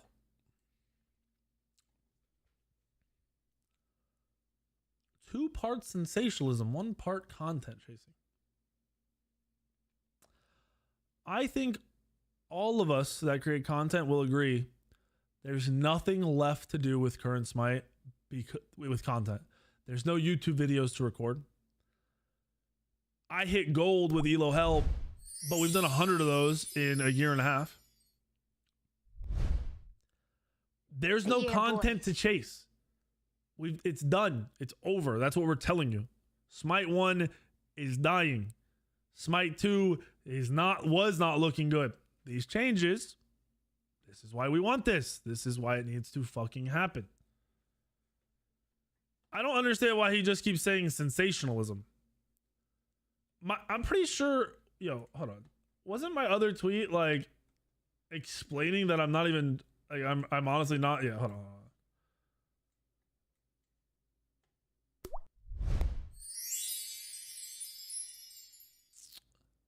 Where is it? It's here. I explained that these are just my thoughts and that I'm not trying to doomsday the game, but it's very clear from the player base and my feelings and my community's feelings that the game it's going down quick. Examine the facts and make your own decision. I've done the same and added my personal thoughts. Okay, so make your decision, but make sure you read mine too, please. Hi-Rez is in the middle of making another game. They don't have the capital to double their dev team, so the fact is that their Smite 1 dev team and subsequent output must be reduced. There is a difference between reducing your output. Let's look back at last year. 5 new gods. 1. I'd say that's a little more than reducing. I'd say that's eliminating. You're going from 5 new gods to 1. We're going from mid-season patch last year, which removed 30% of the power from items, to our mid-season patch this year, giving us tier 2 passives that disappear when we upgrade them to tier 3. I'd say that's not a reduction. That's literally zero change to the gameplay. Where's this reduction? We knew all this. I don't think Hi-Rez has ever said this would be the case. Expecting the same output. Nobody's expecting the same. We were expecting a fucking reduction, not an elimination. You don't kill a game before the other game is out and proven itself. You can't stop giving us Smite 1 content that keeps the game relevant when there's no Smite 2 yet. And Smite 2 doesn't have the content to drop anytime soon. Patch 9.5 fixed a few issues and caused a few different ones. It affected the gameplay, especially for characters who rely on those one-shot kill plays, which undeniably includes more assassins than other classes. Therefore, expect anyone who wants that style of gameplay to come back to speak with an agenda. This has got to be a solo laner. But it's crazy because the solo laners that are good at the game all want this reverted as well. Just like a support main might have an agenda to stay tankier. Bro, I'm egoing at this point. I'm sorry, I have to ego. Those of us that are good at the game are already fucking good. We don't need anything to change to keep us good. Most of us have been good for anywhere from 12 to 6 to 12 years, depending on who you go to. And when I say good, I mean tippity top, 0.0005%, 1%, whatever the fuck it is. We're going to stay there no matter what changes go through. So we don't need these changes, and we don't need to have an agenda to be good at this game. We're never going to have to need an agenda. In Smite 2, we're not going to need an agenda. Okay? It makes no sense. It's too much effort. Way too much fucking effort. There's no SPL this year. That has objectively negative impact the game. But events and competitions take tremendous resources and attention. This has not impacted the game the way that everyone thinks. Smite had fallen off. Smite's SPL had fallen off so much after they came back from Mixer that it was never making them money. It was always a massive money sink that wasn't being recouped from the marketing. They weren't running large enough tournaments to market.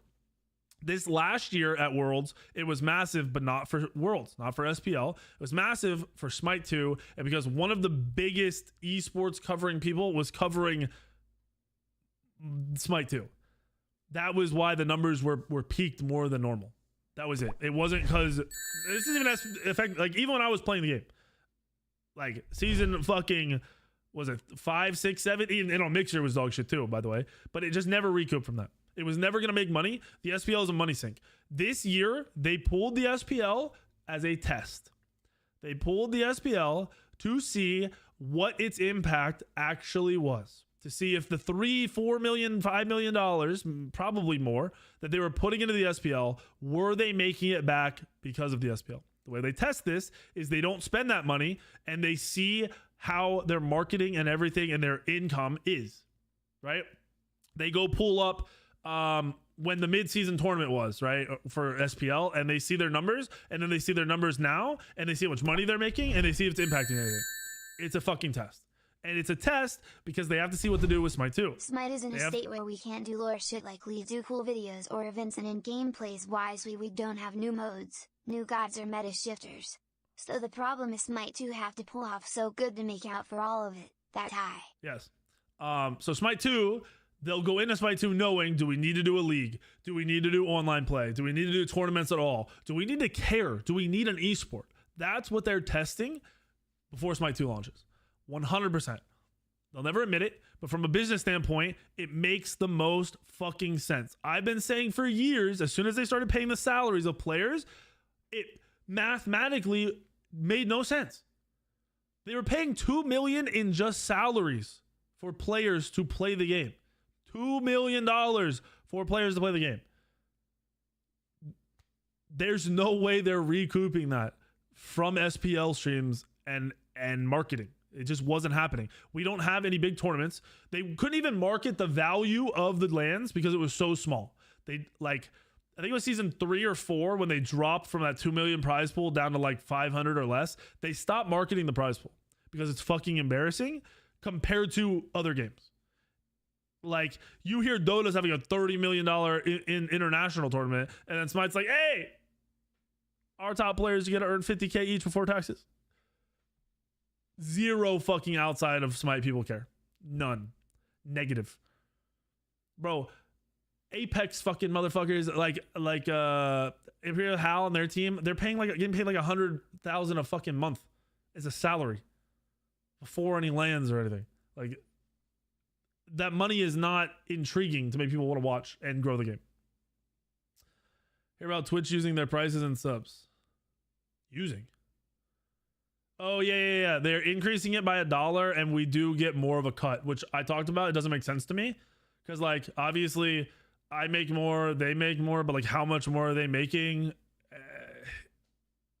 It's kind of weird. I'd rather they just left it alone because I feel like everything's increasing in cost and it's really fucking miserable. But Twitch's got to make money to stick around, and if it's what they got to do, then it's what they got to do. Anyway, what are the rest? Lack of an SPL scene has enabled the Smite 1 dev team to make some interesting, potentially unbalanced additions that they couldn't previously do. Yes, Equinox would have utterly destroyed any SPL meta there was. Equinox utterly destroyed the Smite meta that there was, regardless of SPL. New Deathbringer glyph would have reduced ADCs even more to just crit stat sticks. It did.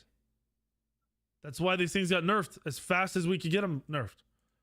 Smite 1 might be pretty chaotic at the moment, but it is not chaotic. There is no chaos. That is the problem. The game is good and stale. It is a stale good. It is like white bread at this point. Like, it's dope on a sandwich, but do I want to eat it all the time? After I've had it once or twice, I want some other fucking bread. There's nothing exciting at all. We're just getting the same solid shit over and over again. Like, we're getting the same game every day. Nobody wants to play the same exact shit every day for fucking 12 months. Smite 2 is still in alpha. I already know it's going to piss me off. As a community, gamers have had a glut of early access and beta release games shipping in great condition. That is true. Outside of Smite. Well, the other thing lacking being content. Baldur's Gate 3, for example. Okay. I've had this thrown in my face like 6 times in the last week. Baldur's Gate 3 is a one of one. It was in an early access for like years. Smite can't be in early access for 4 fucking years, bro. It is not a single player fucking game. It doesn't have a $1 billion studio or whatever the fuck, or, you know, money coming in from every direction to just do that. It can't die for 4 years and then blow the fuck up. You cannot take the outlier, the peak of games that's done in early access, and then compare it to fucking Smite and act like Smite's gonna do the same thing. If you think that in a billion years, Smite 2 is gonna resemble what Baldur's Gate did, you're a fucking dipshit. You are a fucking moron, and this whole write-up is instantly gone. Doesn't matter. An entire act for 3 years while they worked on the rest. This is not the same game, not the same genre, not the same company, nothing is similar, other than it is a video game. There is no similarities. As a result, we're very spoiled on what an alpha and beta mean. That's bullshit. I just played Marvel Rivals alpha, and it could have dropped right then, and I would have played it every second of every fucking day for months. It was great. And what beta mean? Okay, so here's another thing. If you Google, I love Google AI. So, what does beta in a video game mean?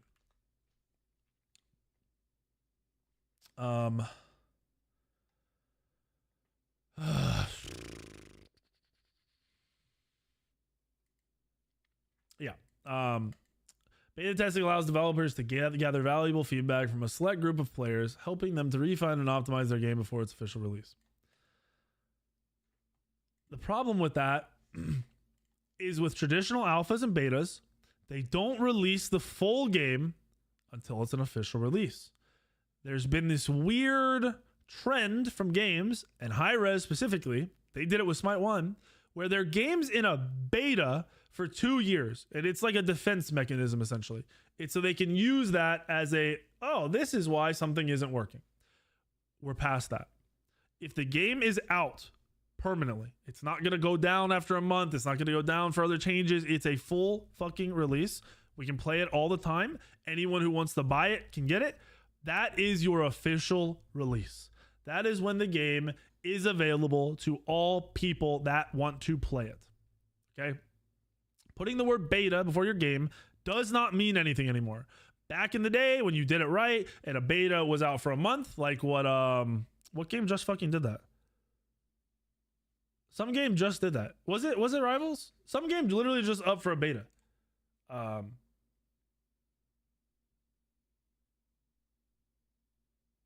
Okay, I'll read that in a second. This whole thing about betas and alphas is just stupid at this point. They don't mean what people... The weight of their actual definitions does not carry over into what they actually mean for the game. We're complaining that Smite 2 isn't complete. No. We're complaining that it's boring and that a 24/7 playable version is in 2 months. That is what we're complaining about. You have to be specific because this is very general and bullshit. Or that it lacks features that Smite 1 has. No. Actually, I know I'm specifically complaining that it has every Smite 1 feature in it. And it's fucking boring. Oh yeah, Valorant did that. I played Valorant's beta for like a month, and then it went down for like a week or two, and then the game fully released. That's a fucking beta. Okay? That's like the max limit to a beta as well. If your game's out, then it's out. If I can say, hey, Mindy, go buy the game, you want to play it, we can play it for the rest of the year, the game is fucking out. All right? And that there's every indication we'll eventually get to Smite 2. You can't eventually get to Smite 2 while Smite 1 is doing this. Okay? They can't afford it. The company can't afford it. And if you want to understand, like if you're like, Weekend doesn't know what he's talking about. If you don't think there is a massive sense of urgency, read this tweet from Stuart. Stuart is the CEO of Hi-Rez. This whole tweet is him complaining that a company that sells their game, i.e. Epic Games or Steam, is poaching their content creators and professional players to make a competing game. He's freaking out, bro. He's freaking out. This is only happening because of this and because of the bad feedback Smite 2 is getting. People don't like this shit. You can't have two things going down at the same time and then fall back to eventually. Hi-Rez can't afford eventually. If Hi-Rez gets to eventually, all their good devs are going to be working on that other fucking game and the studio is going to go because Paladins isn't making any money. Paladins has like 4K Steam players concurrent. It's not making them money to keep that studio open. We don't have to be invited to an alpha. You are correct. But they need as much feedback as they can to make the game good. And the alpha is not the problem. The problem is the beta 2 months away, which still hasn't been mentioned, by the way. And if you look at anybody who's talking about like streamers and over exaggerating on this shit, they never mention the dates that Stuart gave us. Never once, because they know that makes it make sense. They're literally just leaving it out. They know it exists. They know the timeline. They're pretending it doesn't fucking, they just don't want you to know it exists.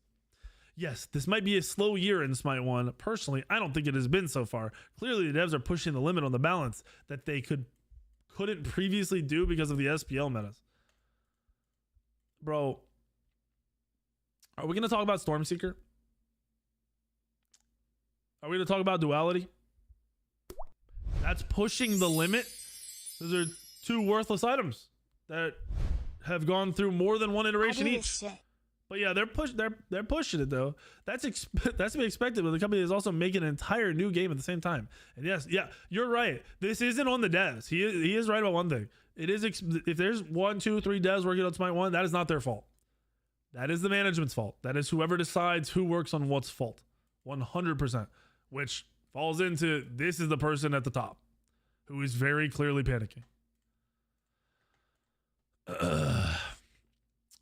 And yeah, Smite 2 might be unfinished and unpolished because of course it is. It's still in alpha testing. It's not indicative of the final state of the game. The final state of the game won't be till next year or longer. So how is this gonna live for anywhere from 6 to 8 to 9 months? How at this rate are we going to make 6, 8, or 9 months last?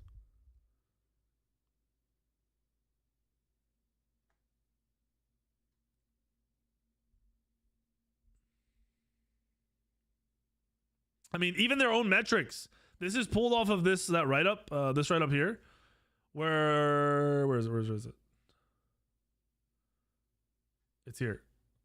As time went on, the metrics trended downwards. So from this patch on, from 9.5 on, their player base has decreased. They have their own numbers showing that the short-term improvement likely had negative long-term impacts. They're saying that their own patch has statistics that says it was fucking bad. But yet, Toby 1066, the ex-Minecraft YouTuber, he knows it all. Even better streamer hate. Is this a different write-up? Hold on. Before I get to that, hold on. Mindy told me there's a really good comment. It's one of the most upvoted.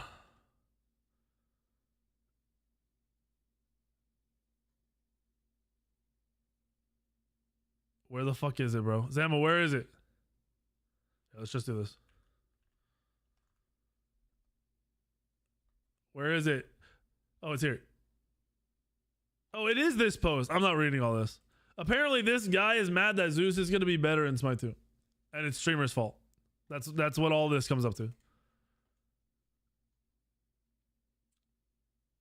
He's going to be too good in Arena and Assault because of creators that play Conquest.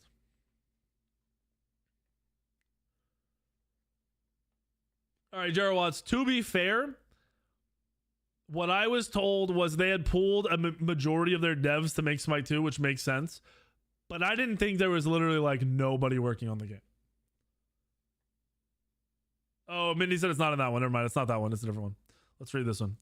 Hi-Rez needs to stop listening to streamers.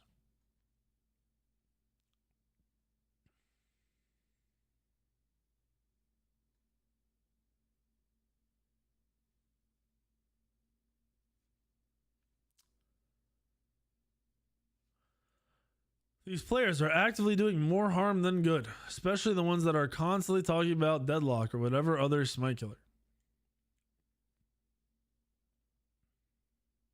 All right.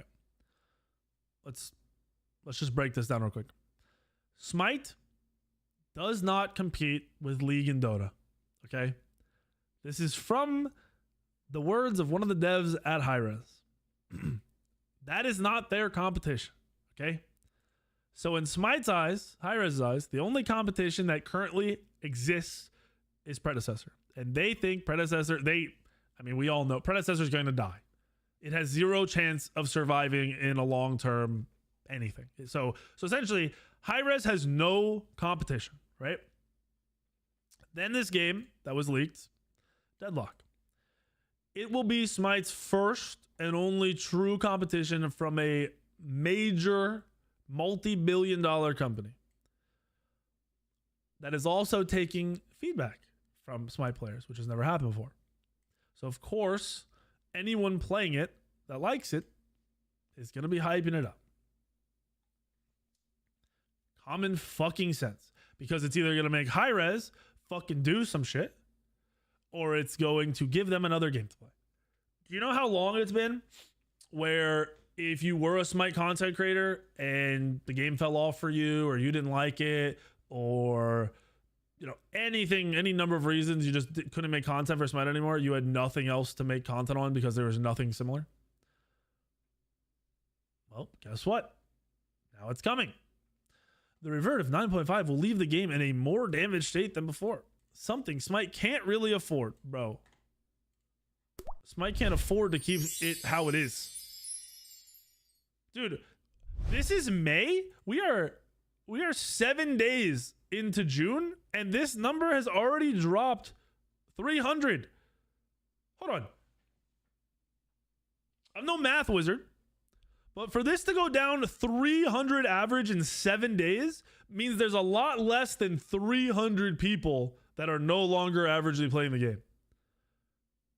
That means this number is actually in the 7,000s currently. But they can't afford to change the state of current Smite.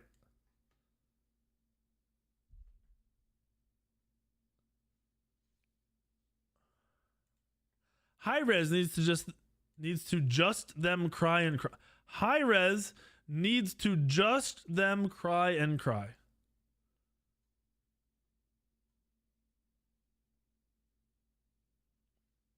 Sums it up. Shouldn't give in to their demands. There were zero demands. Zero. What the fuck would we demand?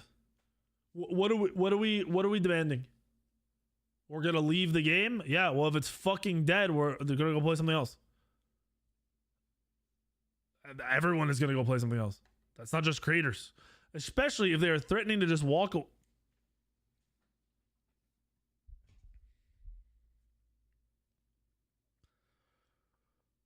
So by this guy's logic, the dropping numbers on YouTube stream and the player base and everything, we should just deal with it and never leave the game.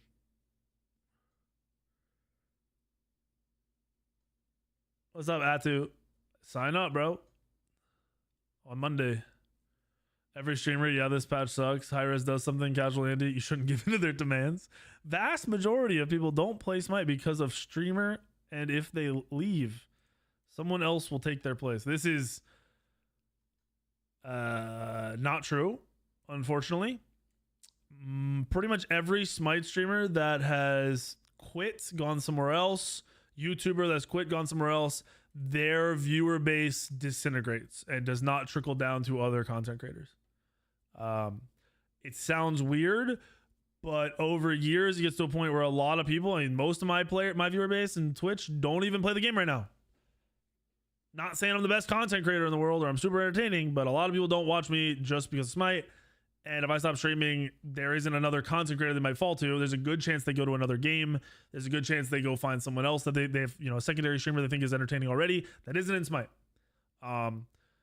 Thinking that you're gonna keep the streamer's base in the game is just not true anymore. That's just not how content is in current fucking world. There are plenty of other people who would stream Smite. Anybody can stream Smite. Not anybody can be, or any game. Not everyone's entertaining and good at the same time. It just doesn't happen. Unfortunately, for a lot of people. To be honest, what I think Hi-Rez needs to do is something that'll piss off a lot of people in this thread.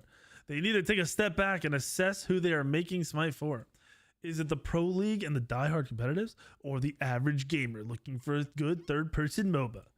Games like Fortnite went through this, and they usually come to the realization that catering to the Pro League isn't sustainable.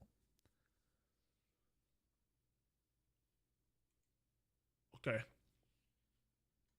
So we're comparing a competitive MOBA where you play a match for an hour to Fortnite, where you can go into a match, drop in a minute, die, and then go right back in and play 2 games in 2 minutes. We're talking about Fortnite versus Smite, where the average player age is under 16 for Fortnite and over 20 for Smite. And we're acting like there is similarities here. Let's look at, even though, like I said, Smite isn't necessarily competing with player base with League and Dota. They are the only other MOBAs that are true competition. What do League and Dota do? What do the other MOBAs, and not the fucking third-person shooter, what do? They're making a competitive game. They make the game competitive. Their changes are based around the game being competitive. Competitive doesn't mean high-end. Competitive means you are competing with other people. They want the game to feel competitive. The other MOBAs went even deeper into competitive. They made their changes around that, and they're going to continue to do that because that's the way it works. What is up with this too? In 2 different fucking things, Fortnite is not. This is a 1 of 1. This is a literal 1 of 1. This is a company that made a PvE game that was dog shit and nobody was playing, turned it into a PvP game just because they could do it at the flick of a switch, and it accidentally blew up. 1 of 1. You will not have a repetition of this. This is like we talked about Smite 1 earlier. It's not. You're not doing it over. You're not recreating it. Stop comparing Smite to these crazy fucking things. We compared it to Baldur's Gate, bro. What? Fortnite and Baldur's Gate are 2 of the best games of all time. Why are we comparing Smite to these? I think most casual players quit Smite in the last 2 years as well, which is even more confusing to me. I honestly think these are just a lot of arena and assault players that are mad. That's it. That's the only thing that makes sense. The only way you have these feelings is if you play the game for like 15, 30 minutes a day, where it's just a quick match and you're having fun, which you should be able to do that. But your input should not be considered at all for the balance of the game. The BG3 comparison is disrespectful. Yeah. This is just wild, bro. Like, this shit blows my mind that this is their, like, maybe not universal. This is the Reddit opinion. Why is everyone arguing about 9.5?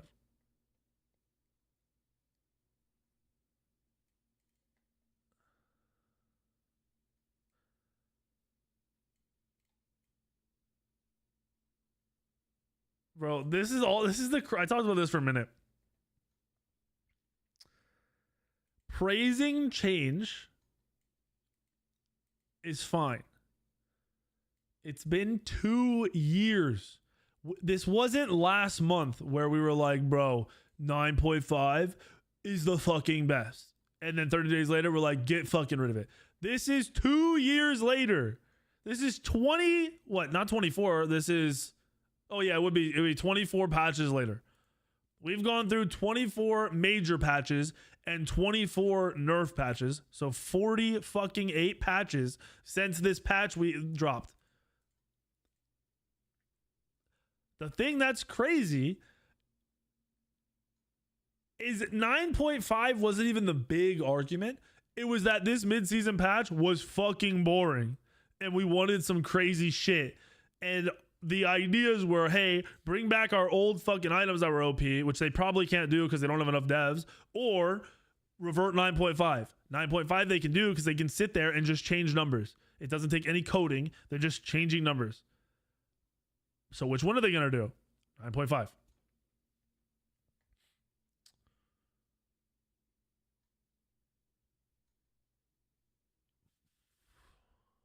This is also a good point, though.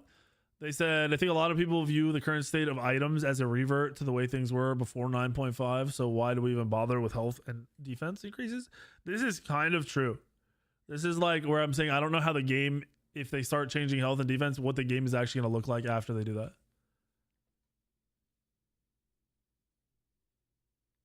As a casual arena enjoyer, I don't get how reverting 9.5 would hurt arena. If you enjoy the game, like Smite over the years, then you need to let them do changes like this and you're going to enjoy it once they're done anyway.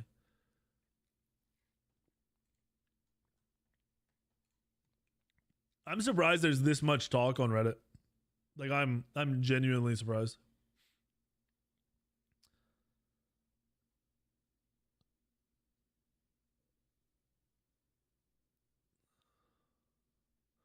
Oh, this made it on Reddit too. Well, I don't want to open the post. I already have it open.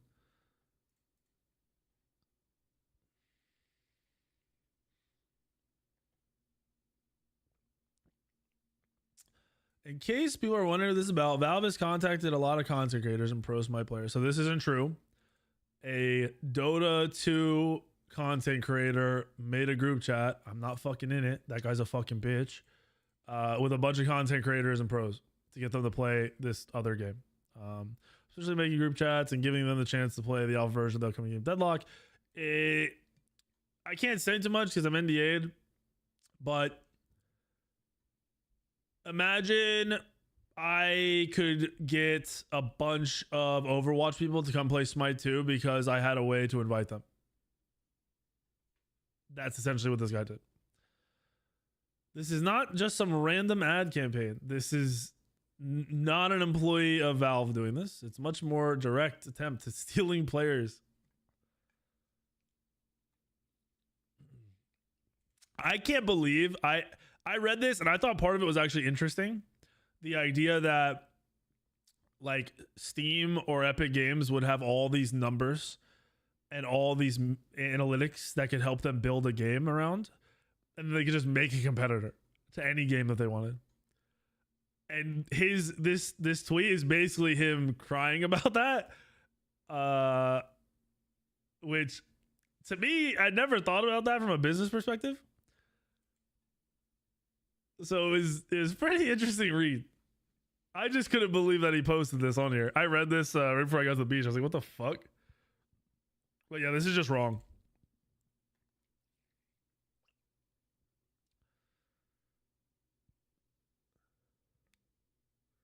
And like, yeah, this is good for like, this is a good thing. This guy says it means that they have positioned the game to fight for the same market share as Smite. This is good. If this happens, this means Hi-Rez needs to do better. This means the content creators become more valuable. If that game will give me a skin in the game, and I like it as much as I like Smite, which fucking game do you think I'm going to play more of?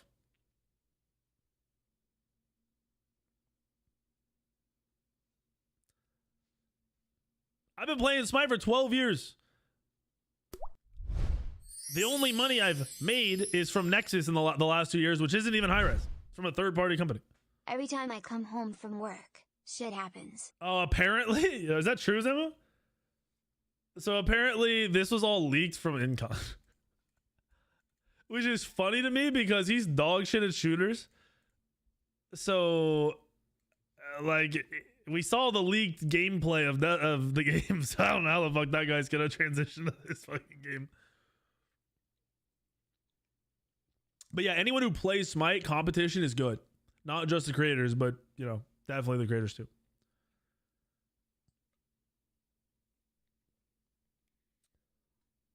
I'm convinced this motherfucker hates me, by the way.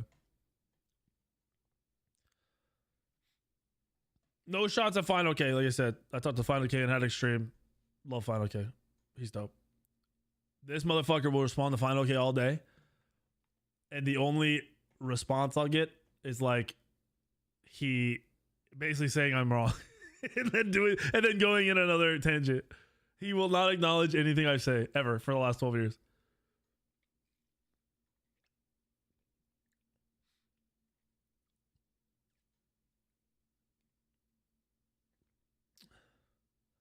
But yeah, this is it's interesting. So there's a lot of leaked info.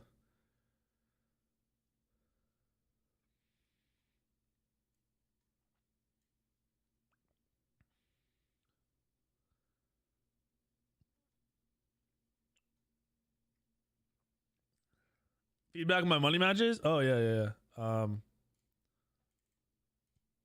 think we're gonna be able to do it because like this has 25k impressions, which is what I tweeted today, and then this had 50k. So even if it's only 10 of us, apparently a lot of people are interested in watching it too.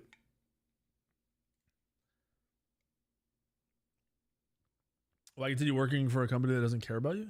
It's about me? I don't work for Hi-Rez. Hi-Rez has never paid me $1, unfortunately.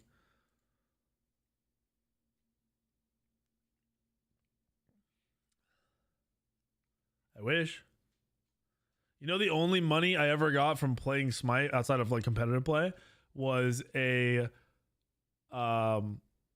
Twitch, what are they, bounty.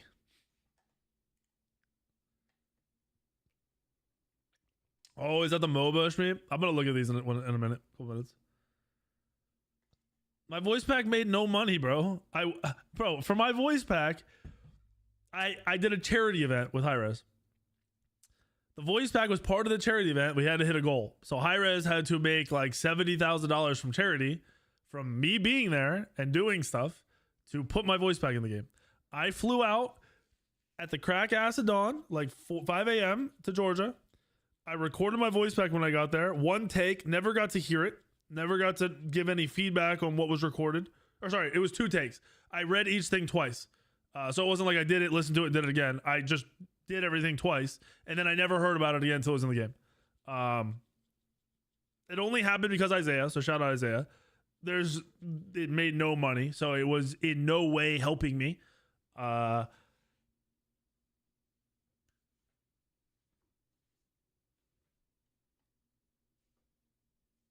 there's nothing else, like that's it.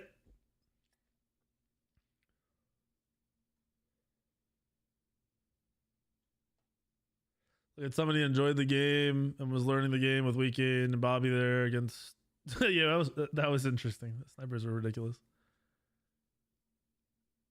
Nah, it's not the Smite community that runs everybody away. It's the fucking losers in the Smite community that runs people away. Because like all the content creators tried to help Summit. Like with every other content creator, I'll help them whatever amount they want help with. He did leak that in his recap of the Smite 2 second alpha. That's crazy because he could get in actual big trouble if that's where the game was. There was gameplay leaks before that, but yeah, he could get in trouble if he leaks some shit. Someone was just playing Smite for something to do. He did it last year as well. He played Joust for like a week straight.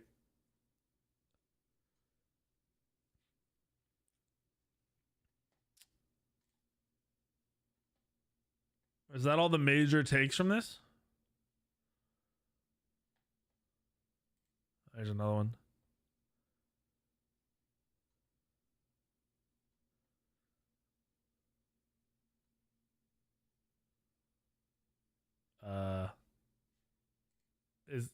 Is that the, oh, that's the fucking all it links to. I was so confused.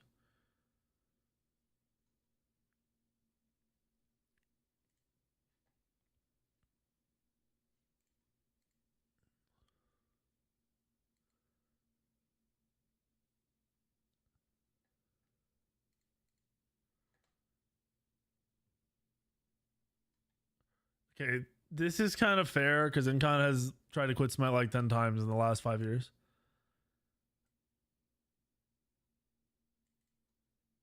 Okay, also to be fair, the game is fucking dying.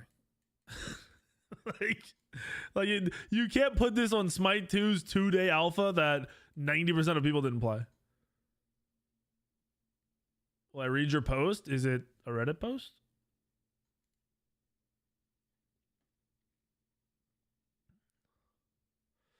Dude, there's a difference between like, I don't like the game, it's dying, and holy fuck, look at the numbers, it's dying. Those are two different things.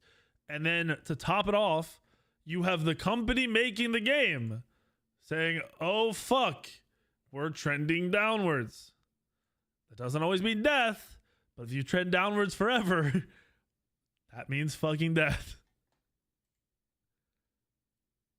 This might do player numbers. I looked at it a couple days ago. I mean, I'll pull it up here.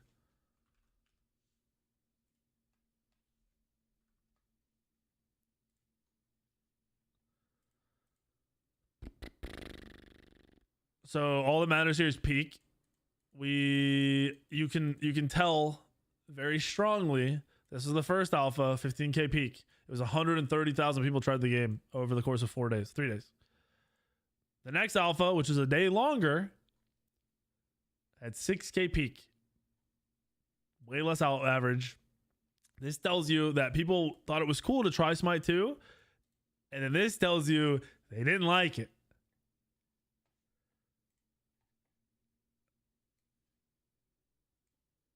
Crazy cool idea. Hear me out. What if instead of the ingredient system, which we've all seen before, we take all the tier 3 items in the game and we make them have 5 ranks. Rank 1 to 5. The ranks will boost stats and give effects as a stat is leveled up. Okay. Sorry, I like where you're going with this, but it's going to be too complicated for the average player. The average player can't even build the current items, and you want to add secondary levels on top of it. This would negatively impact a majority of the people that play the game. Just before we even get into it. Then we add to the game a god item. Only 1 god item per player. This tier allows you to combine 2 rank 5 items you already have into a god tier item. Once again, this is like hyper. The amount of information someone would have to process to understand this alone before you add in a second tier of this, it's too complicated. There's too much going on. That's why like a glyph is very straightforward in Smite, because there's only 6 of them. There's only 2 damage ones. You pick one or the other. You don't have a lot of choices to make. And even in the selection of 2 options, people more than likely will pick the wrong one of the 2 out of just 2 options. I like the idea because I can figure it out, but I know your average player couldn't. Your average player still doesn't know what the totems do. And you're trying to get them to figure out a god tier item. Just throwing it out there. This is where it gets crazy. All right, so this wasn't crazy. When you combine 2 rank 5 items, you will get to build your god item, which those 2 items will turn into. Bro, I'm reading this and I'm already fucking confused. We're too deep. We're going down the rabbit hole.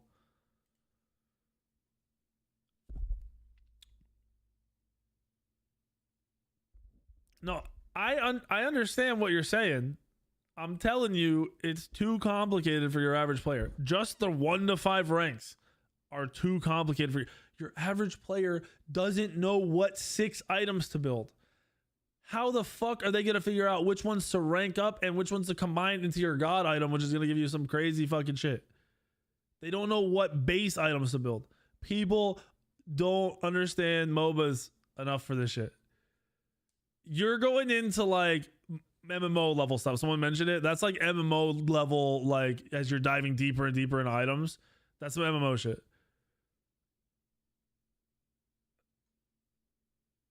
All right, hold on. So someone told me El Leon had a long video. Maybe we'll skim that. And then you're saying Intersect had some ideas or something? I think it's crazy though that my name wasn't the one brought up the most, that I'm crying too much or something. 30 minutes, Andy. Calm the fuck down, bro. let's talk about what's happening right now. It is Smite is being revert to 9.5, season 9 mid-season patch. Now, you may ask, what is 9.5? And basically, I don't want to give you all of it because it's too much. They increased the HP, base HP on every god, and increased the base HP on minion waves, and base HP and scaling base HP. So what does this mean? It completely And defense. They added defense and scaled it. the identity of Smite macro. What is macro? Macro is the decision making and play making on the map based off what you should be doing on the map. So for example, a Baron is sitting in at mid camps. He's level 6, right? He's level 5. In today's Smite, you would never kill him. In 9.5, you could easily kill a support. That is misposition. Why is there a support sitting at mid camps by himself? So to explain this, to make you understand, I'm going to show you some gameplay. So what am I going to show you? So I'm going to open Smite here, and I'm going to show you what it looks like with two supports hitting each other, okay? Can you get on Smite? Do you have Smite updated? Can I get anyone that plays Smite to join my lobby?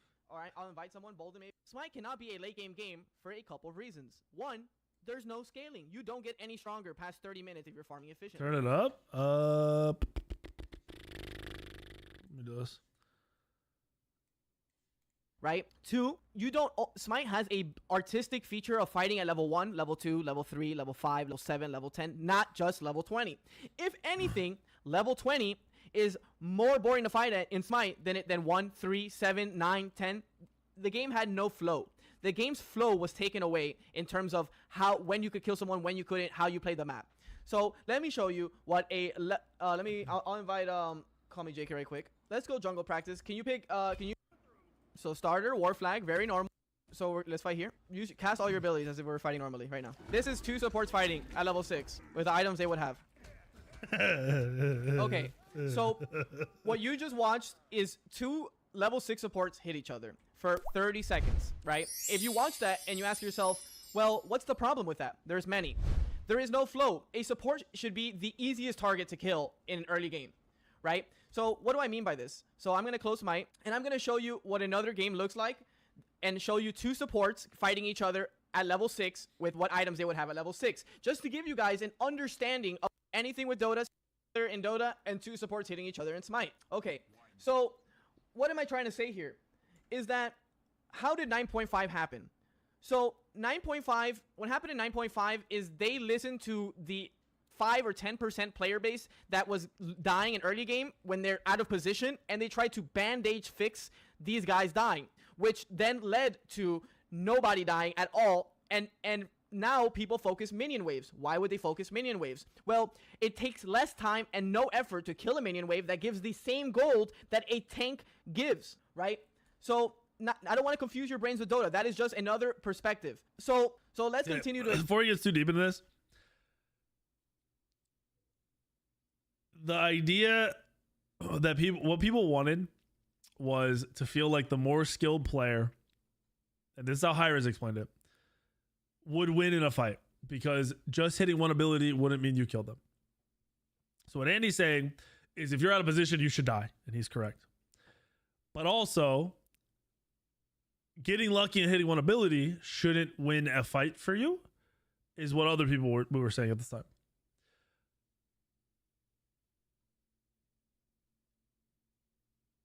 What do I care about him killing the support? I'm trying to skim through this. I'm not trying to watch everything. The overall outcome is there was too much tankiness added to the game. They could have done a super smaller scaled version of this and got what they wanted. And you wouldn't have had someone like Andy having ruined the game for him. I didn't see the time to kill from Dota. I mean, I don't think it's fair to compare the two, right? But all right, now watch. This is what you'd have. This is what you'd have at 6 minutes, right? Supports in these MOBAs are not the exact same as supports in Smite. Like, supports look like when they're fighting each other at level 6. I don't know.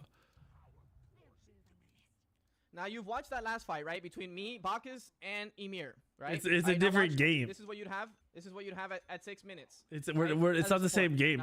I was hoping he'd pull up Do you see anything different between two supports hitting each other in there's Dota just an and instant two death. supports hitting each other in Smite? Okay, so what am I trying to say here?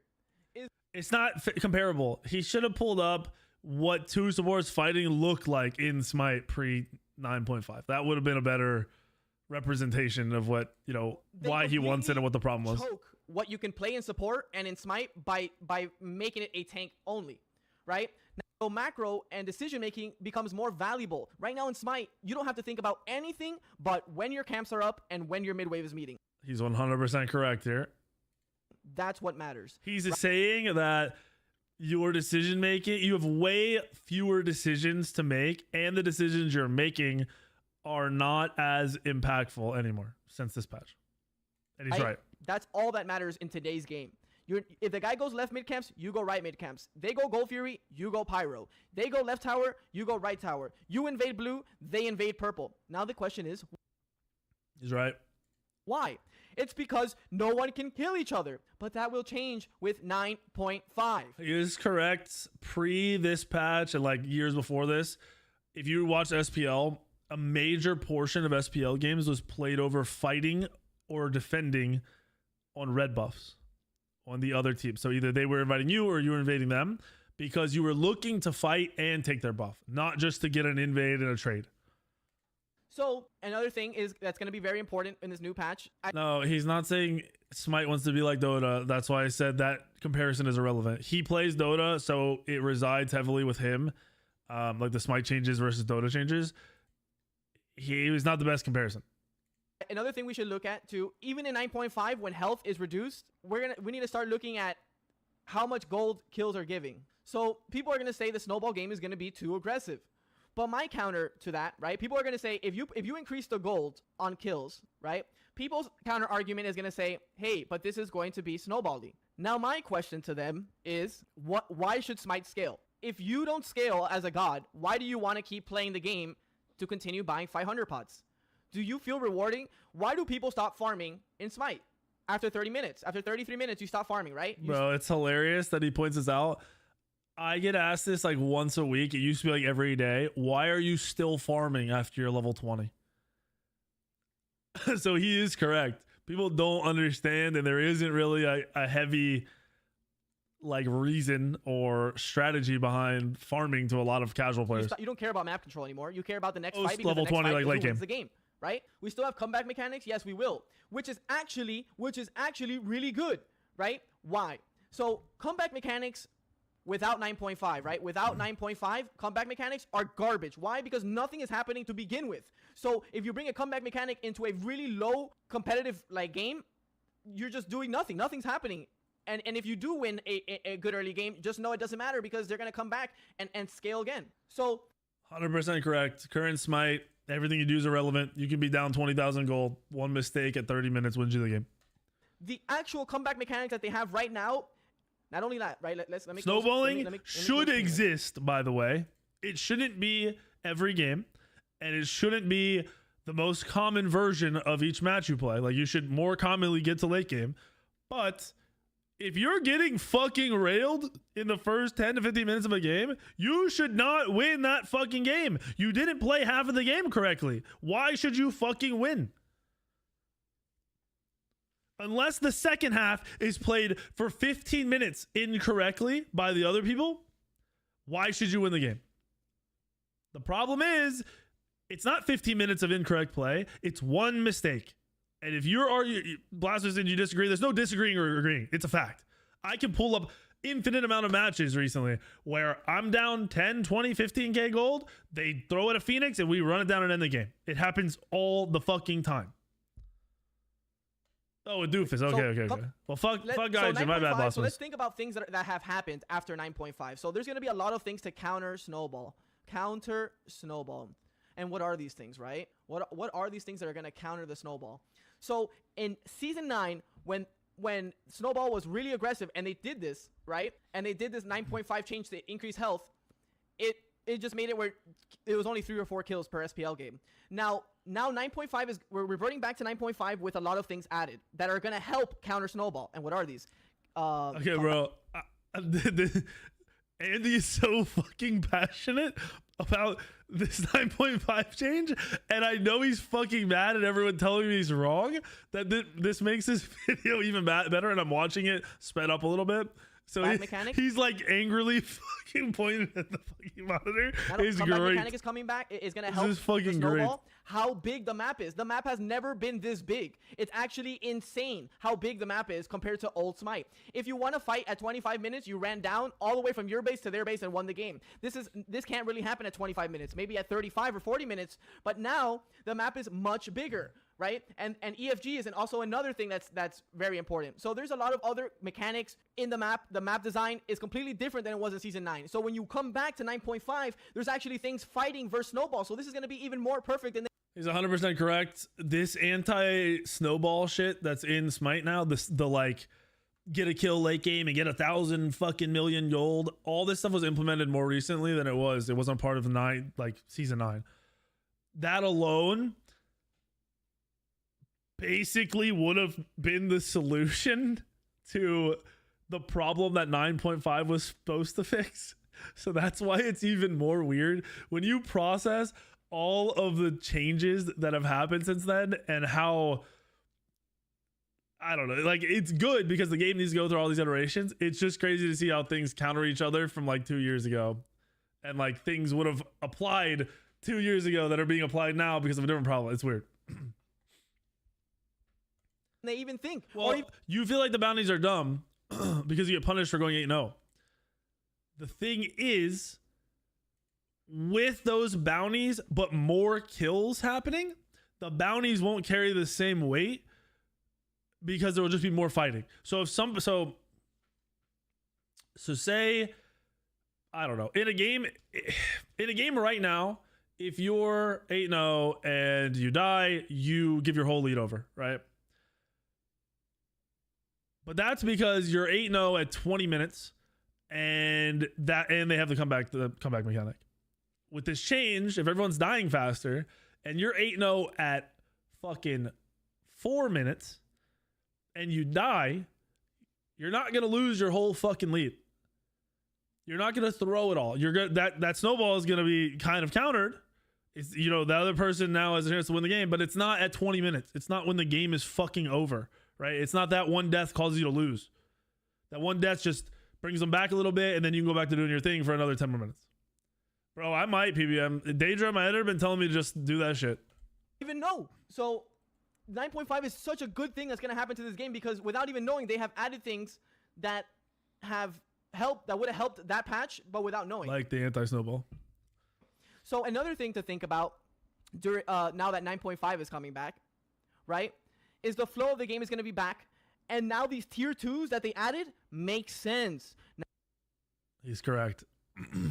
Now, if you're dying more, you're fighting more, you'll build those tier 2 items because that tier 2 will win you 1, 2, or 3 fights.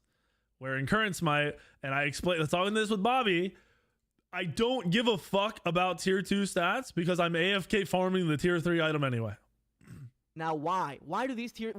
First, let's ask, why didn't these tier 2s make any difference to the game when we played in the PTS? Well, it's because it adds a small spike, but either way, you're not fighting, so it doesn't matter. That spike that you have at a tier 2 doesn't matter, because what are you going to do? You're going to go back to mid wave, you're going to clear it, you're going to do left mids, you're going to do your red, you're going to do another wave, and then you're going to back and get the tier 3, so that tier 2 spike didn't actually matter at all. Right? So now these tier 2 spikes are very important. Why? Because people are killable again, and now having a tier 2 that has a crazy passive like Frostbound, when you hit 4 times, you get a slow on your next auto, are gonna matter, because Gold Fury matters again, because you can kill people, you can bait people to Gold Fury, and you can kill them, and you can do objectives, and the pace of the game comes back. The identity of Smite is going to be back. Smite lost his identity for 2 years. Okay, in 30 seconds, Andy said more than all of these Reddit posts with explanations and scenarios. So if all these motherfuckers that are shitting on streamers for opinions can't start talking and articulating and explaining, these Reddit posts need to be slaughtered into the fucking ground. Everyone should be making fun of these people. And now we're gonna have the Smite that we all came to love and play. Yes, exactly, Fish. Now blue invades are important. Now mid camps are important. Now Gold Fury contest is important. Now Pyro contest is important. Now the new objective at Fire is gonna be important to contest because spikes are important. Spikes are important again because timings are important again because you can actually kill each other on those timings. Soul laners can solo each other. Jungler can gank solo. Jungler can gank mid. Jungler has opportunities everywhere. A jungler, you know what it feels to be a jungler? Back on your first rotation, tab, see breastplate, and say, I'm never ganking that lane again in my life. Do you know what that is? That's not even a jungle role. I'm saying that. It's funny. So if you watch me in the SPL at all, my whole identity was to farm Cyclone solo lane. When I did that, that was a long time ago. It was way before 9.5. But I never looked at items. I never had to see if someone was unkillable. It didn't exist. Someone was always killable if they messed up. If I outplayed them, they were killable. You just sit in duo or just get mid camps. ADC spikes are going to be crazy. Spikes matter again. The timing of the game is back. The identity of Smite is back. We're back. We're so fucking back. And now you know what's the beauty? Now the picks change too.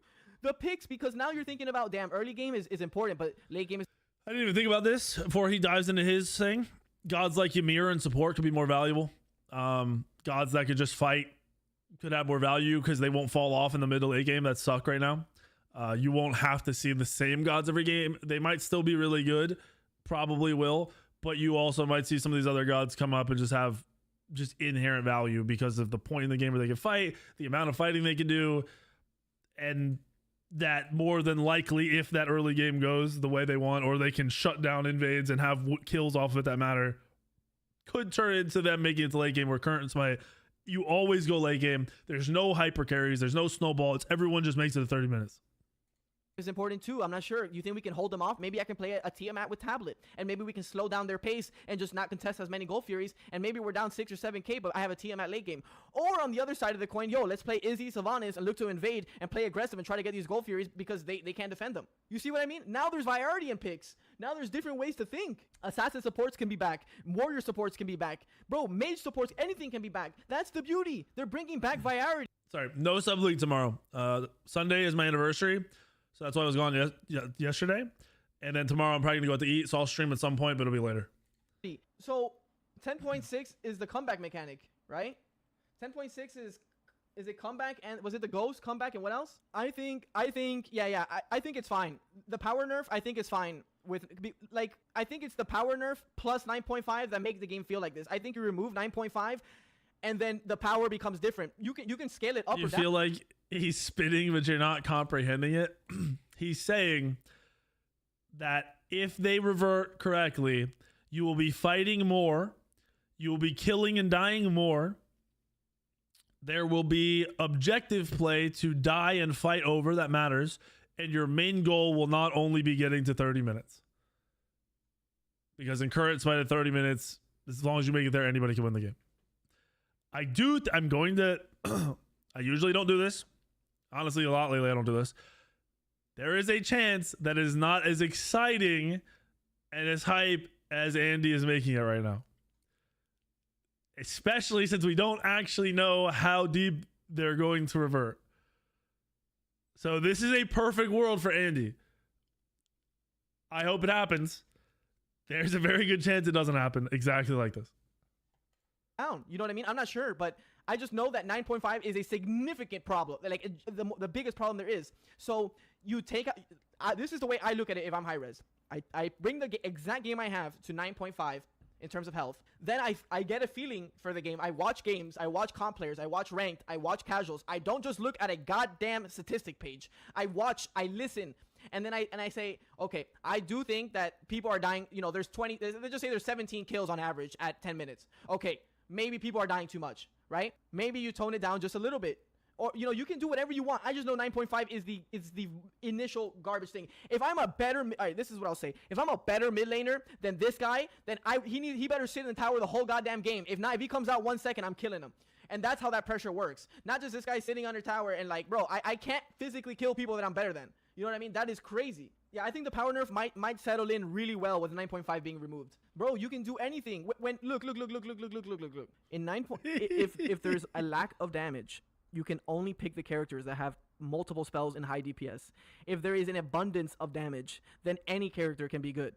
That is a very simple fact for any MOBA player that's ever played any MOBA in any time. If there's an abundance of damage, I think this is the most excited I've seen anyone else over Smite in so long. That's why I hope it is gonna end up the way he imagines it. And he did take it. He noted there that 9.5's extent, like how much it was the overall issue. That they could have made a smaller change or a bunch of other changes and changed the game a little bit, and it wouldn't have fucked the game up as much. Play whatever I want in any role because I do damage and I know I'm going to scale. I can play any god, anywhere, anyhow. As long as I have a reason and understanding for why I want to do my pick and my role, then it will work. I don't know if it was bad timing or not, but when Pagan sold Ven 5 times in one final set, the next patch was 9.5. I mean, not to say anything against Ven, but dude, then don't fight him or play passive or ask for help or ask for support. Ask for your support to poach over. Try to bring more resources to the fight if you've died 5 times. Thor double tap, Suki 1, Suki ult, Scylla ult, had more skill expression. I'll say this, after 9.5, there was no skill expression. People that, alright, so I'll say this. If you're a player that has weak mechanics and decision making, you will hate this patch. Because you will be dominated and shit on by players that are better than you. And that's okay, because that is going to allow you to learn and become better. Just like anything else in life. Uller, yes, all the characters. What's up, Vinko? Thank you for the prime. Big Dish, thank you for the 3 months. You literally can't play Uller until 6 thank you for the 5. Right, Thug, thank you for the 6. A lot of characters, bro. I play Janice every game because I need to farm 6 items. And to accelerate the process of me farming 6 items, bored out of my goddamn skull, I pick Janice because he just does it faster. I want to be a level 2 Uller and I want to fight for prop buff. I want to be a level 4 Uller and I want to fight for Siren, Naka Siren. I want to be a level 7 Uller and I want to fight for mid camps. I want to be a level 9 Uller and invade their identity. It's because you fight, not because you're fucking out farming. Let's make a list. How do I erase this? Alright, don't say. Every item should have a glyph. And they better start working on it immediately. Every item should have glyph. Every single item should have glyph. I think this is never gonna happen. I think Scorpion should be looked at. I bring him back right above Gold Fury Pit. Scorpion or any OBJ to contest. All right, you got. Okay, hold on. I missed something. Let me see something here. Things that I think they should look at. Invader's Curse. Invader's Curse needs to be looked at. Needs to be looked at. Okay. PBM's in here. PBM wants this to be gone. Before they put Invader's Curse in the game, Smite hit probably its all-time low for an early game version of Smite. I agree they should do something to this, but if it goes back to what it was before this existed, people will not play the game. It was not fun. Invader's Curse was fun for supports. It was not fun for the other 4 people in the game. Something that ruins the game for 4 people, makes it good for 1 is not good. They need to find some way to have an in-between. Bring back recipes. So if you don't know what Invader's Curse does, right now if you try to invade before a minute, you get a bunch of debuffs. And you're basically slow as fuck. You attack slow. Basically, it prevents you from running into their jungle to fight over their buffs at level 1. That's the start of the game. It goes away after 1 minute. Before they put this in the game, there was a period of competitive, regular, just play in general. It wasn't just pro play, but it was all the way up to pro play, where the start of the game was the enemy support running over, start of the game, and standing at your speed buff. And keep in mind, you had to do buffs at the start because they were there. They spawned right away. Timers were different now, but back then, speed buff is there. So what would happen is, support would run over to the other team's speed buff, would stand there, and they would watch the jungler do the buff. And then when the buff got low, they would walk up and steal it.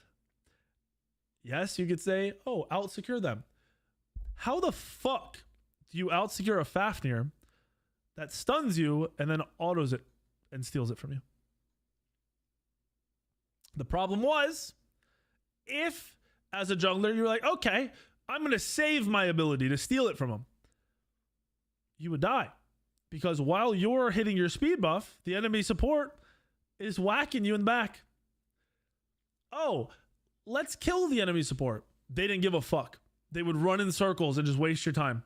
There was no hog, and they're not going to bring back hog. We're not getting new items, bro. Like, it's pretty clear that we get a bunch of tier 2 buffs. They're not adding new fucking items. Let's stop pretending. That's why I said this is a little too much. So the version of non-Invader's Curse was unplayable. They have to find some other solution, which could be buff timers. It could be... I don't know. I don't even know. They'd have to do something if they remove them from Curse. Recipes needs to come back. One of the best changes they had. I have no clue. Recipes were really fucking cool, and I can't believe they put them into the actives. So if you didn't play before this year, the actives now you get at level 1, the like extra, like you have the cooldown one, the AoE auto one, the faster attack speed one. Those were recipes that would upgrade before this. So they'd last until level 12, or sorry, they'd last past level 12, where level 12 in current Smite, you get rid of it because you get another active. It made them they're pretty dog shit now. They have some impact, but they were way more fun the way they were before, because they would last until you were full build. So they'd last until late game. I have no clue why they took out recipes. More glyphs, correct. More glyphs, which is option. I don't see this happening. Andy's wanted this. I think a lot of people have wanted way more glyphs. I just don't think this is happening. I mean, maybe, but I feel like they kind of showed us their limitations with Smite 1 right now. To scale, I think every item should have a glyph. And yeah, recipe was an item slot. So that's why I said when you bought your 6th item, you would sell the recipe. Start working on it immediately. Every item should have glyph. Every single item should have glyph. No, don't get me wrong. This would be dope. I just don't think they're gonna do it.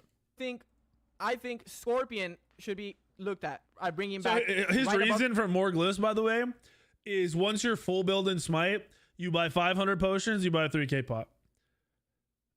It's pretty boring. Flat stats that you don't see. You know they're really good. You're gonna do a lot, but item upgrades would feel you'd feel it. You'd physically you'd be buying it. You'd feel it with your character. You'd understand what was happening. It wouldn't just be raw stats. Of Gold Fury Pit, Scorpion or any OBJ. The recipes. All right, and you they guys want to hear apply to something? your All right, I'm items? gonna break your guys' brains. You guys ready for me to break your brains in Smite? You guys ready? All right, I talked about this. There's new objectives since then, so I don't really know. Like maybe this ends up being something we want, but I don't know. You guys ready? All right, one thing they should look at 100%. Okay, you ready? Obelisk is a good objective, but I'll keep up Obelisk. Completely disagree. The Obelisk was a fucking horrendous objective. It was only good if you were the good support player in the match. No one else could spend time farming the Obelisk up, except for the supports. And the supports benefited the most from having the Scepter on them. It gave the supports something to do, which I admit supports need more to do than to sit in the fucking duel lane for 12 minutes. But it was not a good objective. Here, because they could do Obelisk again, I'd be down. I think it's so much fun. It's so exciting to contest map for a strong Scepter instead of a random moon hitting a lane and then you get a Scepter. But look, and one more thing to look at. So do you guys think? So with 9.5, people are gonna die faster. That is correct. Right? Yeah, I have a lot of videos before 9.5. I can show you guys after this. So I think minion waves have too much gold. I think minion waves have too much gold. Okay, I was about to get there, Sai. I was about to get there. So I think minion gold and XP needs to come down, and God kills need to go up. This is obvious because in current Smite right now, if you rotate and miss a wave, the person who didn't rotate and got the wave will still be ahead in farm of the person who rotated and got a kill. So if you leave the lane and get a kill and come back, the person who stayed in the lane is either even with you or ahead of you, even though you went and got a kill and did something way harder. So he's right. This needs to change. There's no way that if a mid laner rotates, assist on 2 kills should be less value than getting the mid wave. There's no way.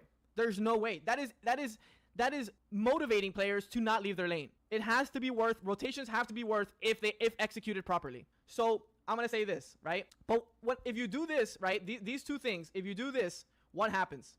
Snowball hits harder, right? Because not only when you kill someone, you now in this new meta, you're going to get more gold and more XP, but you're going to get more map, right? Because when you kill them, what are you going to do? You're going to farm, right? So check this. This is how you counter this. Now, this is the big variable secret. When you do this, you then lower spawn timers. And that will counter the snowball. Because Because if you Alright, get so at this point, he's honestly trying to change the game. I get what he's saying. You could do either or here and have a very similar outcome rather than doing both. Without doing all this extra, like once we start talking about spawn timers, we're getting way too deep into something that's probably never ever gonna happen.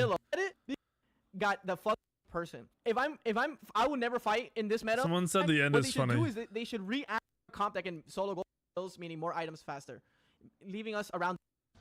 Boots can be brought back. Boots could. Okay, Andy. Somebody clip this and send this, Andy. Andy, if you mention bringing Boots back one more fucking time, bro. One more mother fucking time. We don't want Boots back. We do not want fucking Boots back. It was so boring. I couldn't stand it. No more Boots. Please. Easily be brought back. Boots could be easily brought back. Boots could be easily brought back. I'll say it another time. Boots could be easily brought back. No one wants to sit around and spend our first 1,500 gold on Boots, and then everyone does it.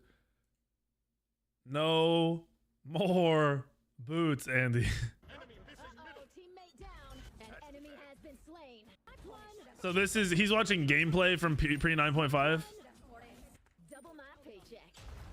6 to 11 at 8 minutes. The map is perfect at where it's at. Fuck! The CC hit, man. I'm just fucking saucing them. Done this, it's like that's ages. Yeah, the talk. I already went over it. Dude, he's getting kind of cooked. I mean, what questions do you guys have about anything? Wait. Jungle. Did he not show us anything? Boots can be brought back. You just said Boots can be brought back. The fuck? Past 35, which makes map control mean more. That's a problem. That's broken. Nobody plays. Support is not supposed to be the tankiest fucking character. Support's supposed to be cheap, poor. I'm supposed to be trying to give my team a good game. I'm not supposed to be the goddamn fucking frontline, let Jesus in the front. Why is support like that? Support is not supposed to be that. Support is supposed to be moving around the map, trying to enable my lanes, win my team lanes, agree. Like it is in Smite 2. In Smite 2, if you watch the Roar or you watch me play in support, even it's literally undeveloped game. What do? We go invade. So one thing that never really took off, but was always a possibility and would have its metas, is support could be other gods other than the tankiest gods, other than the late game tanky initiate whatever. Like if things go the way they want with this revert, this whatever version of the revert we get, you might see more aggressive play. Like a Nox main support would be more valuable than they currently are. Stuff like that. The league spends money on an item first, then Boots typically. Yeah, in Smite, you need the fucking movement speed, bro. Movement speed is very obviously an OP stat because it's been removed from the game essentially. Sure, and in Smite 2, you can see it's super OP on the items that have it, and they're very limited to the amount they're trying to add into the game. And we bother their team, we bother their jungler, then we bother mid and try to set up and get their beads, then we come back to duo and secure some camps, and then we go back to their jungle. There's so much you can do. I'm 100% happy with pre 9.5. Exactly, Hells. That's the reason, Hells. You're 100% right. You're mitigating 50 to 60% damage in the first 12 minutes before the damage can get their percent pen online, which leaves you in a spot where as a mid laner or an ADC. Dude, how often do you hit a support? You don't. You ignore him. You always ignore the support nowadays at 12 minutes, 10 minutes, 7 minutes. Bro, what the fuck? If a support is at my purple, I should be able to punish him every fucking time. He's a fucking support. He's not a jungler. He's not a mid laner. He's not an ADC. He's not a solo laner. He's a support. He's a support. He's not a goddamn frontline. Like, bro, I think boot spike was necessary for the game. Once they took it out, you buy Thieves' first item. What the fuck? Now this guy is literally unkillable for. Yeah, runes from League and Smite 2 would go hard. I don't know about Smite 1. I think Smite 1 will be going in an interesting direction with just what they're doing here. I did want to look up something because he brought up gameplay, but then didn't watch it, so I was kind of confused. I'm trying to...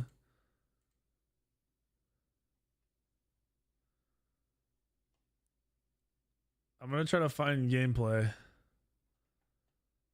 because there's a lot that even I don't remember. I mean, this is a while ago.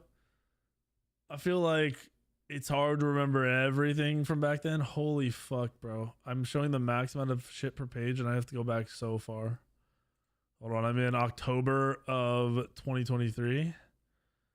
And I'm going 90. This is what happens when you post 1 or 2 videos every fucking day. Holy shit. All right, we're in May of 2023. April. February. Okay, we're into December of 2022, November of 2022. So we need to go to like March-ish, I think, to find relevant shit. Because I think this patch was in May. Hold on. So, oh yeah, look at this. Look, where'd it go? Biggest patch notes of the year. Oh, little did I fucking know, bro. Little did I know. Holy fuck. Little did I fucking know. All right, hold on. Let's go back. So that's the patch. Here's a Thanatos game from pre-patch. Let's see. You gotta tell me how you like the quality of those keyboards, Cobby.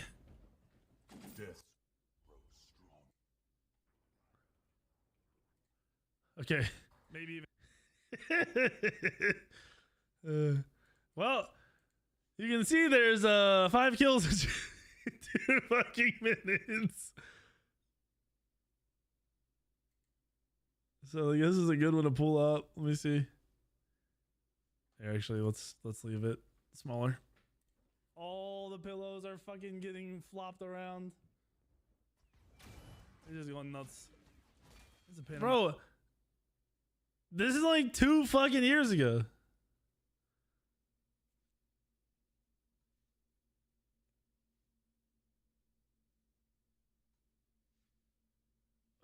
What the fuck are you saying?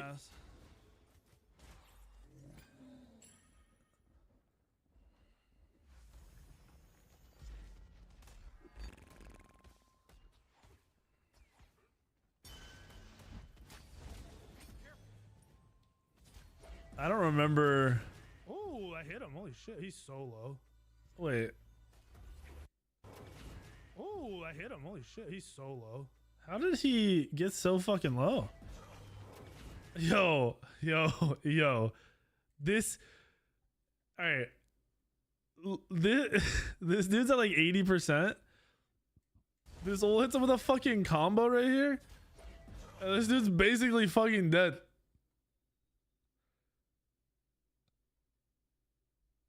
Holy fuck. I forget. Dude, it's so crazy to look back at this. Oh, I hit him. Holy shit. He's so low. Like, I didn't even scythe him. He hit only the backswing on that hammer and fucking chunked this dude. Oh, this guy's dead.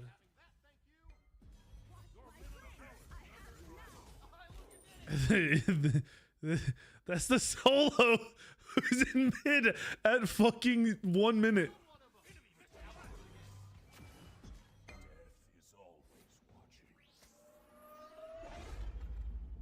This is where you could leave a lane and it wouldn't be the end of the world.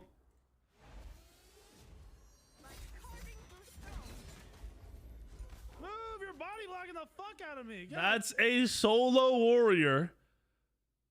Dude, there's no world this guy dies at current Smite. Bro. Like, this 3 that kills him right here would have hit him for like a sliver of what's left of his HP. The fuck out of me. God damn. Yo, gank. Oh, he juked me. Ooh. We're in there, boys. Yo, good shit. Yo, y'all are fucked. That's a rank 1 scythe. GG, boys. Bro, that's a rank 1 scythe. Look at this. That's a rank 1 scythe. Yeah, that shit would have hit for like 15% of his HP. This shit hit for like 40. Yo, y'all are fucked. GG, boys. Dude, the game is gonna feel like a different game. The game is gonna literally, if they do anything similar, like make it at all similar to this, it's gonna feel like a completely different Smite. Yeah, current Smite, if the solo laner has 1 kill, you're never killing them again. What the fuck is this game? It's 1 minute. I'm 3-0-1 and the Thor's died twice. Yikes. They almost killed me too. If he didn't hit, maybe even kill the ul. I don't think we're doing that one. Wait, did I get another kill? You got a kill? He's a 2-level lead in mid. The Raw is level 3. Nice. Raw is level 3, dude. What? I'm coming. Wait, just turn on this idiot.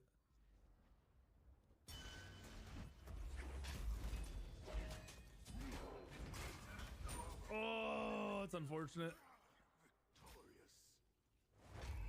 I tried to watch some gameplay of this, by the way, when I was gone yesterday, and I couldn't find a good gameplay, so I haven't watched this. Bullshit just kept running, though. I don't. This is wild. Games. This is gonna feel fucking crazy when they do this. I mean, bro, it's 6 minutes in and there's 15 kills. Hello?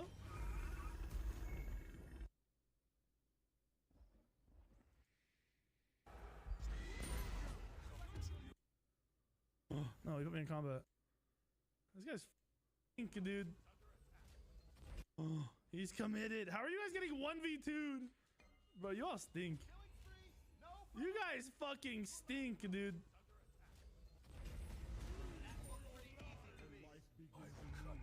This is too easy. This guy's fucked, I think, unless Thor dunks me, which is possible. No, he put me in combat. Wait, he just inted. This is a wild map. I forgot the map looked like this. Map looks crazy.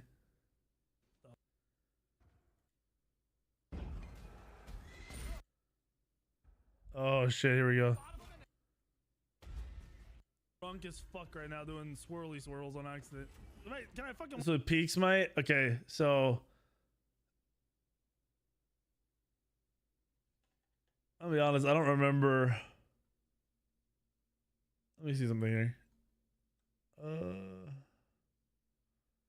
I mean, I can tell you Smite was definitely doing better. My lowest viewed video during this time is like 30,000 views. I mean, bro, look at this. Just look at this. So this is the video we're watching right now. 25. This is the lowest actually, but this is like a stream gameplay. Dog shit. Bro. 50K, 40K, 55K, 120 on a fucking top 3 video. I don't know about peak, but definitely 6 to 10 times better viewership. So there definitely is more people playing the game. I can tell you that. Simple math. Oh,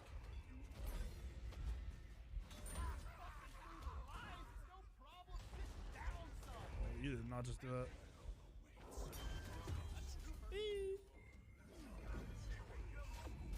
Dude, a solo support actually dying. Holy fuck.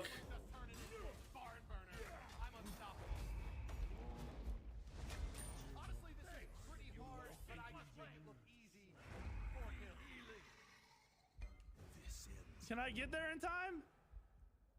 What up, Andy? Non-subbed Andy. GG. So just kidding, bro. You're good. I just watched your video, by the way.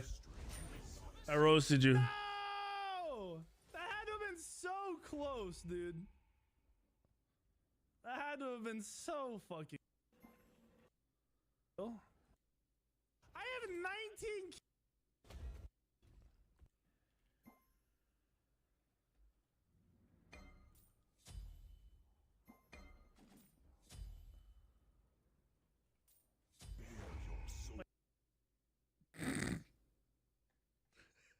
Bro, I have 15 kills in 13 minutes, and I'm not playing great. Andy! Thank you for the sub, Andy. Oh, it's a gifted sub. Saint, thank you for gifting a sub to Andy, bro. You're a beast. He picked that shit up, too. He did the speed and took it. Thank you, Saint. Kill. Kill. Waboom skis. Oh. So, hold on. This is actually a really good point. So I'm 2 levels up on this guy. my scythe hits him, and I mean it does a lot, but with a lead you would expect it to do a lot. But because he's in his heal, it feels a lot more similar to current fucking Smite, just hitting like a dude off by himself. Like no auras around him, no Bach is next to him. He'll just feel that tanky naturally. Is this another Penta? Yeah, see, I'm playing like dog shit here. And I can still get some kills. This is great.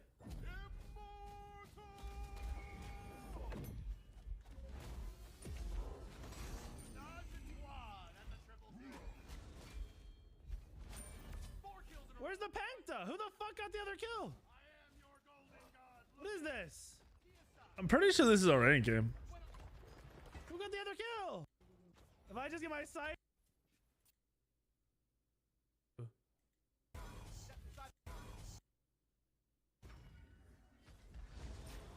Thor dunk, okay.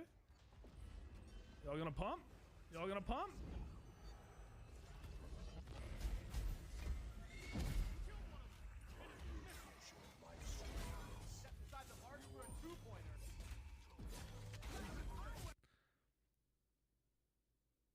Yo, hold on.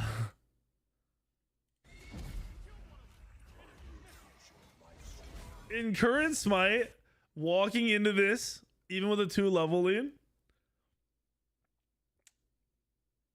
I think he's gonna fuck me up. In current Smite. So I'm autoing him for 100. That's shocking. Usually you auto for like 40 now. Like I don't even use an ability, I just auto this guy down. He'll just straight out trade you. How's that a delayed triple? What's my take? About to get home. I want to show you some stuff. I pretty much, you would bring up a point. I would say my opinion, and then you would say your opinion. They'd be the exact same. I noted that you are very excited and passionate about it. There's a chance that it doesn't exactly work exactly as you remember it because of all these changes. We don't know what it's exactly going to look like, but if they do it, you're right in like 99% of the scenarios. A lot of the additional stuff you were like on top of what they're doing, like they could do this with glyphs, they could do that. I had some counterpoints. Like I don't think a lot of that's ever going to happen type of stuff. And then no boots. We don't need boots back. We don't want boots back. High risk should not put boots back. No boots.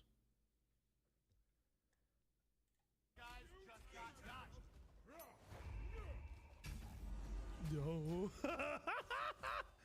Oh, shit. What is this? What's crazy this fucking game? I have 23 kills at 17 minutes. And we're only up 1,000 gold. I have a 4-level Elena jungler. And we're up 1,000 gold. Really low. I mean, maybe just do pyro? Healing was definitely different then, yes. Healing has changed. That's why I said there's so many things that have changed in the last 2 years that we don't actually know what this is going to look like.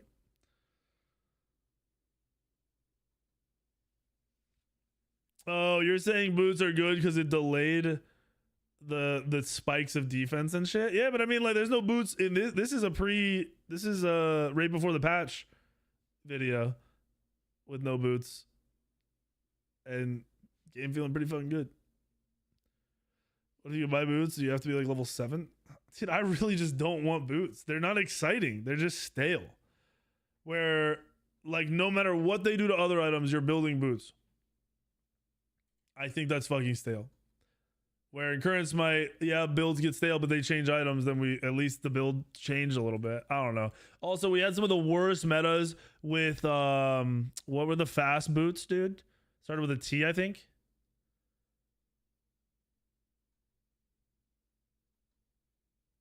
Travelers boots, dude. There were some of the worst metas with boots. Talaria and Travels boots, dude.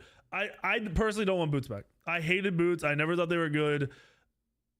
I always disliked them. Anti-support propaganda. Wait, PBM, do you want boots back?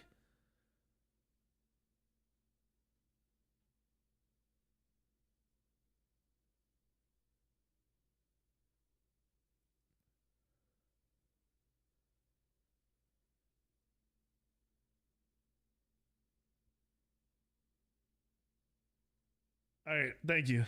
I was gonna say, if you want boots back too, bro, I'm out of here. I hate boots. I think if they're needed to affect the pace of the game, then something else should happen. That's less boring. Bro, you are committed at no HP. I don't think we can do this. No. There's no way. All right, hold on. In current Smite, could we do this fire giant? Can we do fire? Or No. He's too low. Okay, no. No, okay. Fuck. Oh. On the Nem.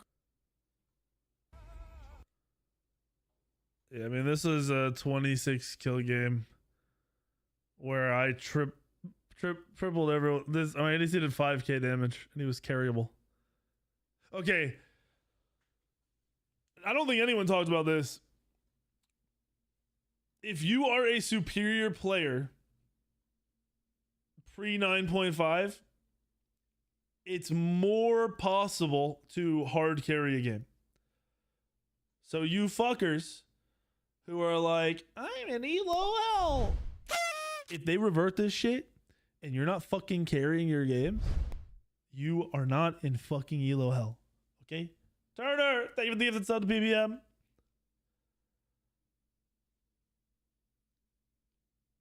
So y'all better start. The ELO hell might be able to go crazy here because I'm gonna be able to see if you're dropping 30 kill games and losing or not. And if you are, could be interesting.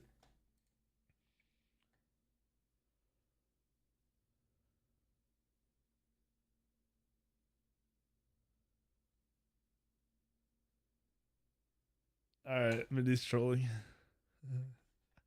So yeah, this is a game pre 9.5. I think we covered everything tonight, boys. Oh, Andy, are you in here? Andy, you gonna play money matches? PBM, you gonna play money matches when if I get this shit set up? Are we gonna let ranked fucking finally be irrelevant? Oh yeah, you're not even playing Smite. Yeah, you're not coming back. Let's be real here. Retire on top, dude. Smite 2 only.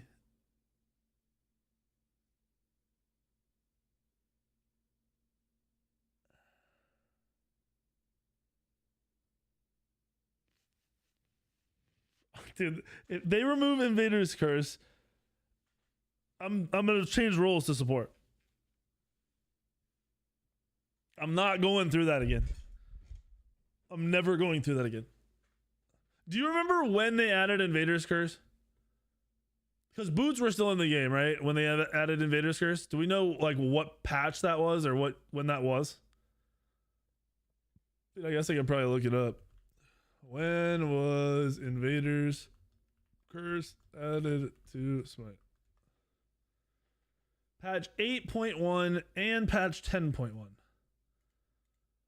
is what this says.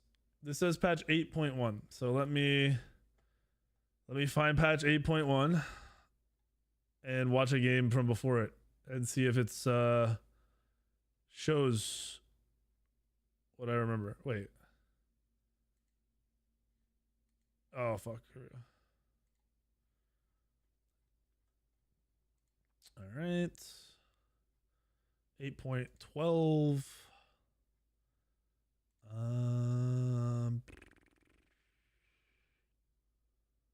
Where's another patch? I have spots in my eyes right now, so I might read over it. Trying not to. 8.8. All right. So wait, I'm looking for season 7. If it was 8.1, I'm just gonna go to season 7.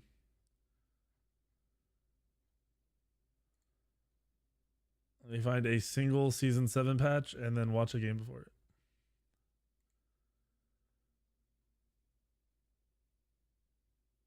Herc was a menace in Invade meta, you are correct. Not a skilled menace, just a fucking menace. Yo, where is a single season 7 fucking patch, bro? Wait, what was the date this said? There's no fucking date. Oh, not sure if this is season 7, but you were invaded by 4 people. No. This is invade meta. This is what the game looked like. Yo, look at me. I'm so little. Anyway, this is invade meta before Invaders Curse. Am I really getting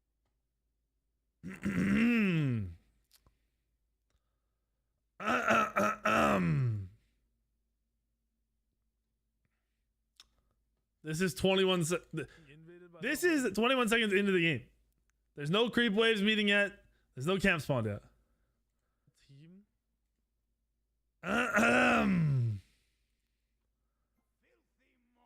They 4-way split it. It literally doesn't do shit for them. Okay, so what a lot of people don't know, this was happening in competitive play to the point where after dealing with it in scrims for weeks, I raged.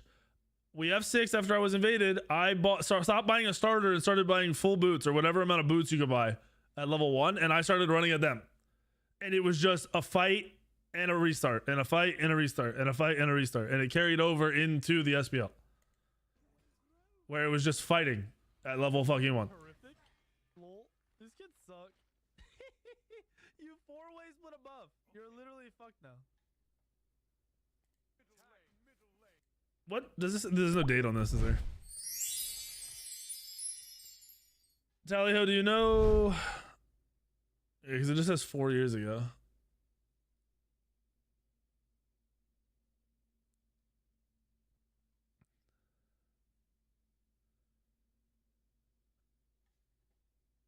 You are correct. All you have to do is walk to red. But the problem is, PBM, let's not pretend like at an SPL level, you didn't just follow me to the red buff, PBM. Let's just fucking pretend you didn't walk right behind my ass while I went over the red buff and do nothing and not fucking care. Yeah, you think I don't remember these things, bro? I fucking hated jungling during this meta. You didn't get to fucking play the game. I fucking hated it. Obviously, once you finally got through the first like 7 levels, fine. This shit felt like ass. Because the problem was the invades were not skillful. If there was a skill involved with it, I'd be fine.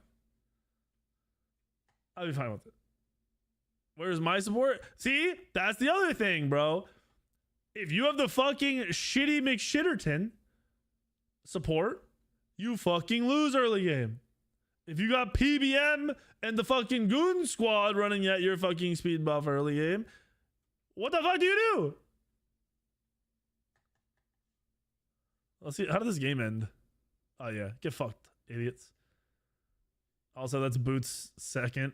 Well, actually, I'm guessing I finished Boots and just had Jotun's 1. Yeah. I'm wondering. I wish I could look. I'm trying to find if a game where like I was buying full boots or whatever boots and just running at them happened, like if that was around this time. I just can't find any patch where I labeled it like season 7.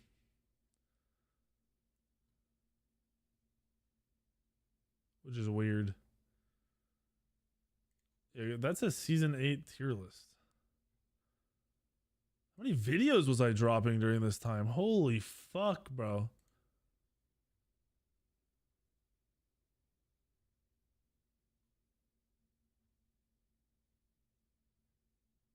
Okay, here's 7-Eleven. So, do I have any invade videos? Here, look. Let's see.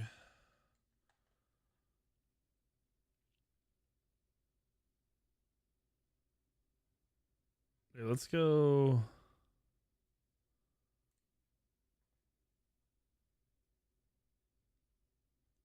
Where the fuck did I see 7-Eleven?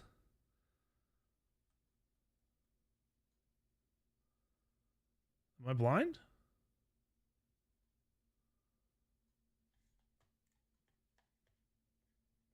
For your man PBM. Wait, oh, Cyclone timed him out? Yeah, Cyclone's a bad person.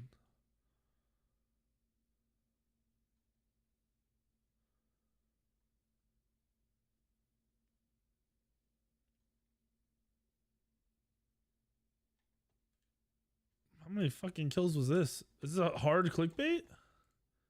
We just watched the Thanatos game where I had 30 kills. Fuck, I don't know if Loki has all. Oh yeah, I have a lot of kills this game. I've got 40 kills this game.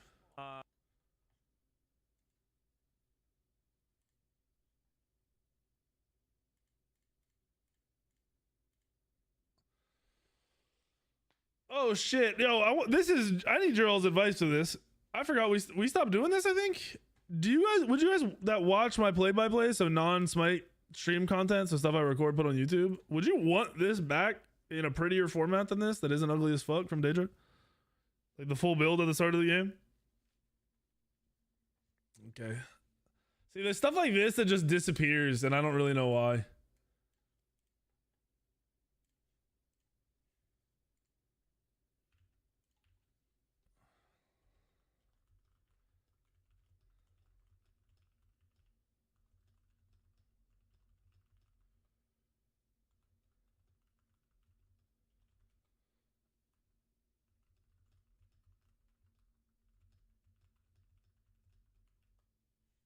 All right.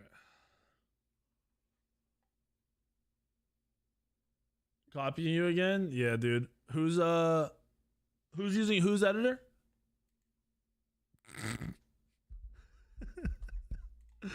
Oh fuck.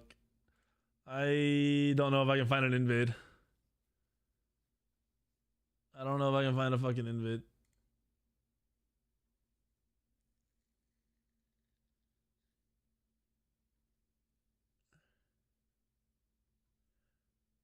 Yeah, Malik, you might be right. Like half the junglers in the SPL haven't ever. Holy fuck, this is old as fuck, Tally. This is season 6. Want to land of one. Like half the jungle. Wait, I'm jungling on Raw.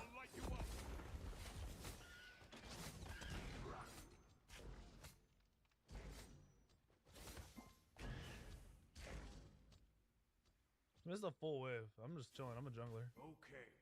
Don't need that shit. Cancel that. Hey, we're gonna let it. We're just okay. Wait, did he steal this? Like half the junglers in the SPL haven't ever won a LAN. Yeah, this is season 6, 5 years ago.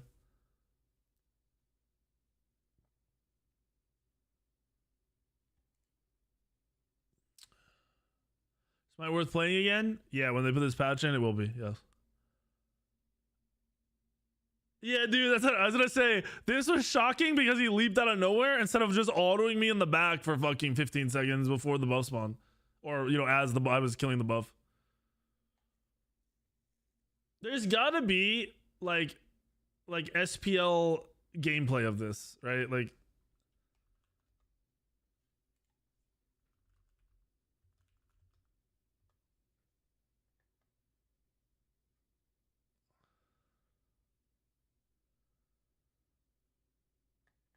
hey, let me see. This I've watched some of this already. So now I'm very interested to see if there's invading here. All right, well, you guys can see what I can see. I see a little fucking Fafnir starting over here, and I don't know if that was the start or not. Oh, look, I'm against PBM. You motherfucker. He's about to run into my jungle. Oh, wait, is he not? Hold on. You didn't invade? This must have been pre-invade. This had to have been pre-invade Smite. No, Faf was what I have vivid memories of specifically Fafnir from you and Aurora, and I would get the buff down. I'd use my ability. This was when mid didn't help, I think. This is definitely a different meta because mid didn't help at one point. I would get my buff the one shot, and you would Fafnir stun me, and then you would auto the fucking creep, and you'd steal it. And then most of the time, you guys would just sit there spam laughing and whacking me the whole time because you're faster than me because you have my fucking speed buff. So let's not pretend like that shit didn't happen. So this isn't invade meta. The problem is it just says years. Like there's no. I mean, actually, we can look at season 7. It might have been in season 7. Like, let's see. Let's just grab it. Look, check a random video.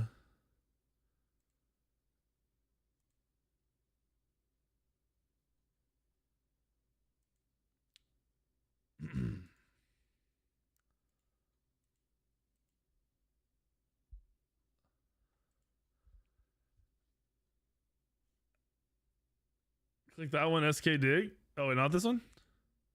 Wait. Hold on, which one? This one?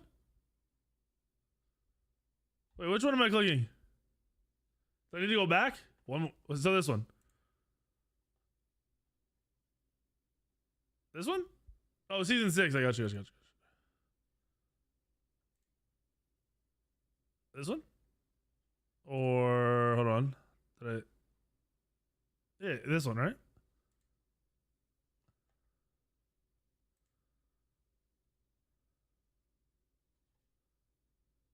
It's cute, PVM. Do I have to go back farther? Because I must have to go back farther. This is an SK. Let's see if this has an invade. Oh, this is a LAN. No, this is. Oh, this is a fucking. This is an invade. This is yes. Look at this. Look at this. Pause what? Pause your face, bitch. Yeah, Mike definitely has the links, but. Oh, fuck, I didn't mean to do that. What is going on with this shit? Look at how laggy this is. It's because I have 15 of these open. Bro, they're 3-man defending their fucking buff while Trix is about to invade.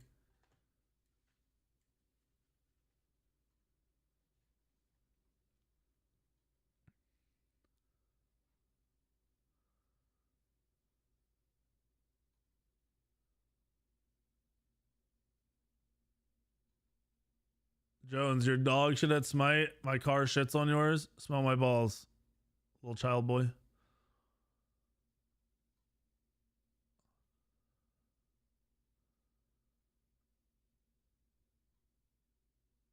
Dude, the 3-man grouping for invades.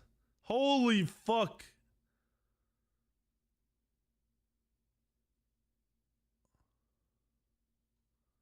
This is one thing I will say. I specifically remember tanks being unkillable still at this point. So I don't know what world supports were dying here. Oh, and the other thing that was fucking busted, you guys can't see it. So supports would start with boots 1. So they were much faster than you. Much fucking faster than you as a jungler without boots. And you had to go no boots as a jungler to clear and to keep up with the early farm. And the support didn't give a fuck on the enemy team because they're just sitting there trying to whack you and steal your buff. Like, they don't need the damage. They're just trying to be annoying. And the boots makes it so if they steal speed, they're gone. There's no killing them.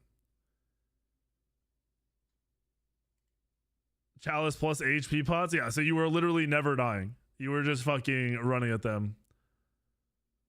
I mean, look at this. Neil is still invading at 1 minute in the game. He has gotten 0 XP. And he's still just running at the jungler. And adapting, got a kill, and still hasn't done his speed buff or his back camps. He hasn't farmed anything at a minute. No farm, nothing happening. Ooh, that's sick, Jones. And he finally dies at 1 minute and 10 seconds. But he did his job. He did his fucking job. His whole team cleared everything and has now grouped over here at the red buff. To be annoying. I don't miss this at all. I miss the uniqueness to this, like the cool weird shit that could happen, but it was not fun to deal with. I'm telling you right now, every support will be in heaven with this shit. The other 4 players in the game will fucking hate themselves. I'm telling you.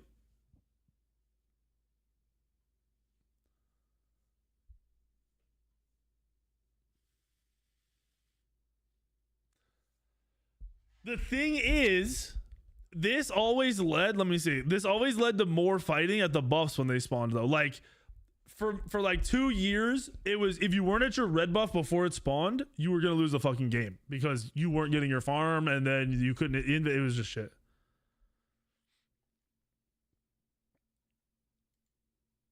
With jungle starters, junglers that out secure now. Okay, so you say that, except for there were jungle starters at this point of the game. The thing is, you have to use your ability to clear the buff. And when you use your ability to clear the buff, the enemy support starts autoing you. So you're getting autoed by the speed buff, and you're getting autoed by the fucking support. And your ability has been used because you had to use it to clear, or you're going to die faster than you're going to kill the buff. You have to understand, at this point in time in scrims, you would die and you would reset and you would try something else. And you would, like 2 minutes in the game, you would die, you would reset, you would try something else. Everything was exhausted, bro. Everything. The solutions were go to the next buff. But the problem was their solution to that was, I'm gonna follow you.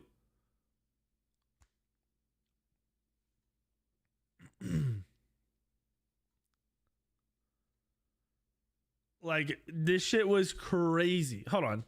What was this? This was Assassin's Blessing, right?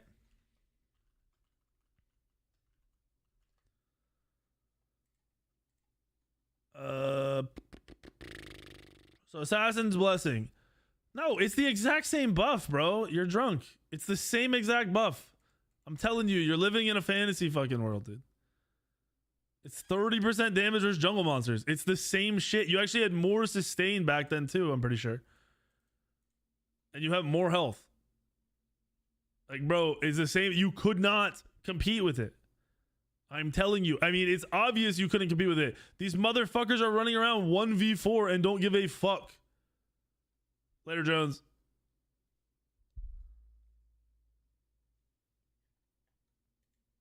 The only potential solution to something like this would be hogs only worked on your side of the map and on neutral camps, and they put hog back in the game and they made it like that. It's never gonna happen.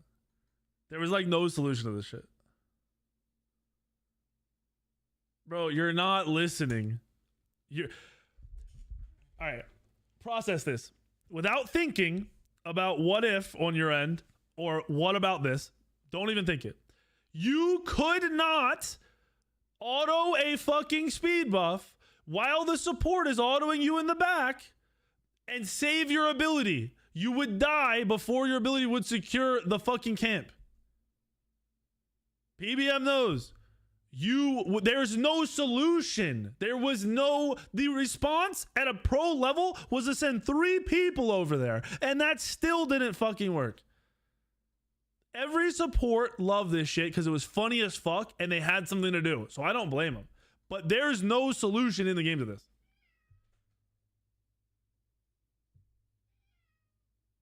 I'm telling you. There was no fucking solution. There's no Ravana would secure. Nobody would fucking secure it. Nothing. You'd be dead before you got to the chance to secure the buff. I'm fucking telling you. We would run like just infinite scrims of this shit. You usually, the end result most of the time was to take the fucking L and to pray you could fight over the first buff response. That's the only fucking option. Cross the middle of the map, you blow up. No. I want there to be some form of invading, but I don't know how they make it skillful. Like, I have no idea. Like legit, if PBM was like, yeah, they did this, it would make it so I could still invade, but it wouldn't be as fucking broken. If there was some solution, I'd be down for it. Because then there's counterplay. You don't have to invade every game. You might invade. You have to worry about it. You might have to ward early. Let's hope this makes the game more fun.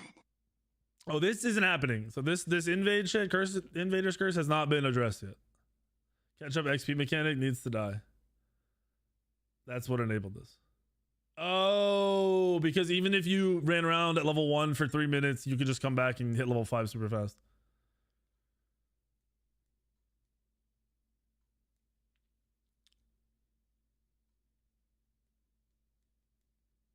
That makes some sense. The thing is, the supports don't care about cooldown.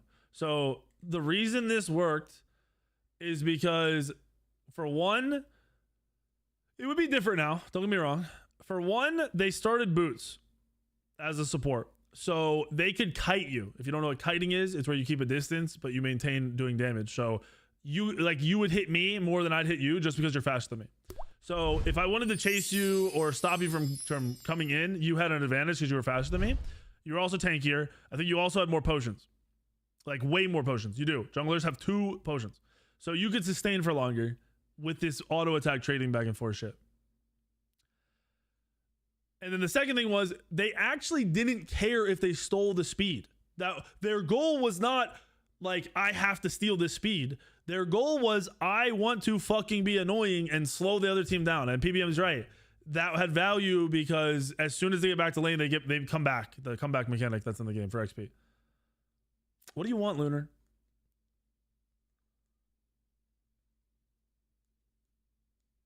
So, I mean, maybe they can make some way where this is balanced, but that would be a very fine line. It would be interesting to see.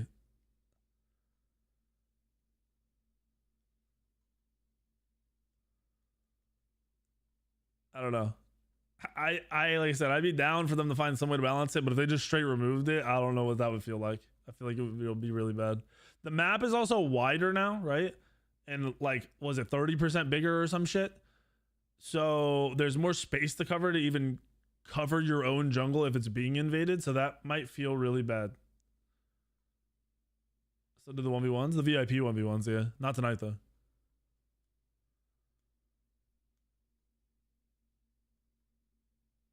Zoom speed? Speed on everything. I saw someone tweet that they want per 70 reverted. Like, why not? Nobody can play per 70 now. And when they revert it, no one will be able to play it then either. So who cares? Go for it.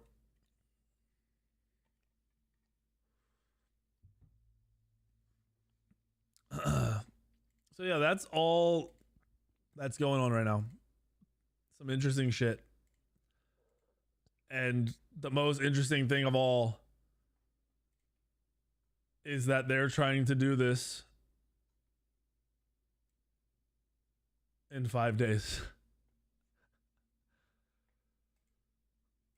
They're going to have to work their fucking asses off. And then they're still going to have to work their asses off after when shit's not working correctly.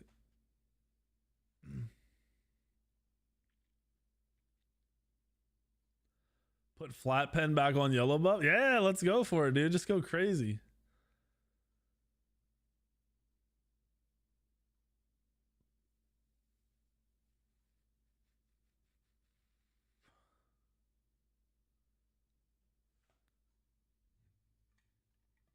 Put flat pen on green buff?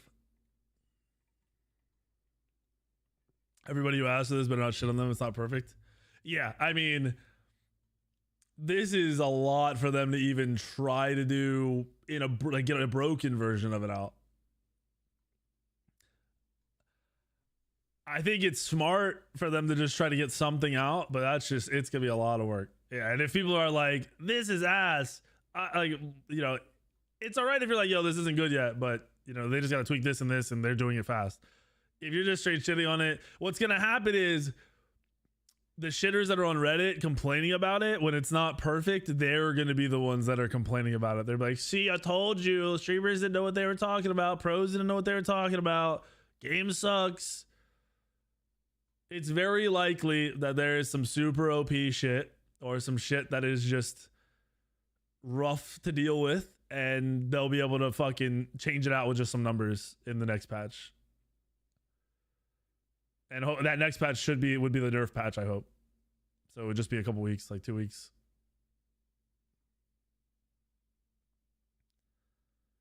Does this mean less pen will be needed in final builds? No. Because most of the defense changes were like early game relevant. Early mid game relevant. Like, people are still going to be tanky late game. Yeah, pen should be more effective. But people are still going to be very tanky like it.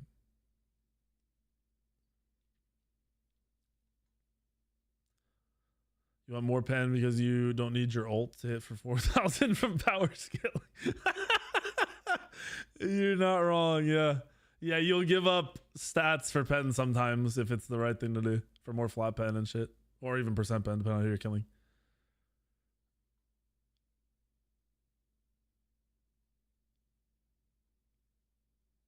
There's no way they get this out. Well, okay. So the big thing, they said they're going to hit base HP. These are number changes, right? The first thing they're going to do is they're going to decrease his god's base HP and HP per level. That literally is them bringing up a document and changing numbers. So in reality, they could probably change numbers on all 130 gods in a few hours. Is it the right numbers though? And I think that's where the difficulty comes in, because they're going to do that and then they're going to have to go and test in some way. And I don't know how the fuck that's going to happen. And then once they get that feeling right, then they're going to go in and fuck with minions, jungle camps, jungle bosses, and towers HP and like damage that they do and tankiness, which is also just a bunch of numbers, which they could probably change these in like 30 minutes, but then they have to test it. And I don't know how the fuck they're going to test that either. I'm betting that they're going to use an equation in some way. They're going to go through the patches and they're going to see like how power has shifted, like power on items and defense on items. And they're going to shift these numbers down based on the percentage that other things have changed. And then they're just going to tweak from there. I don't know what the fuck that equation would be. They're the smart motherfuckers. So that's my guess.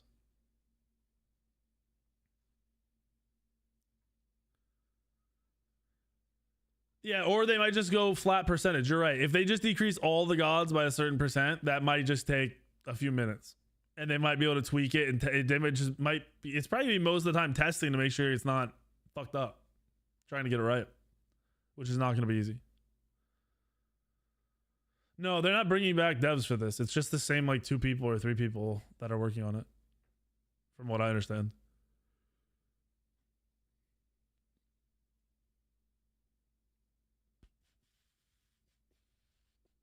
It will be interesting. I mean, no matter what, whatever they assuming they do tweak everything, people are going to die faster. Just flat out, you are going to die quicker. And that is going to change a lot of stuff, including the gods you play.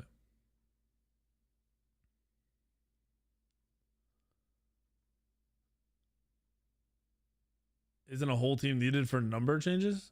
No. The devs literally open up a document and change the numbers, and then they go play the game. There's no coding involved. That's why, like, even the like a lot. I'm guessing, I could be wrong, but this last patch from 2 days ago, they added old images from old items, so don't need coding for that. Don't need a graphics team for that, and they changed numbers around. And added passives that I assume are already in the game, so those were probably a little more work, but not a lot of, not like tons of coding.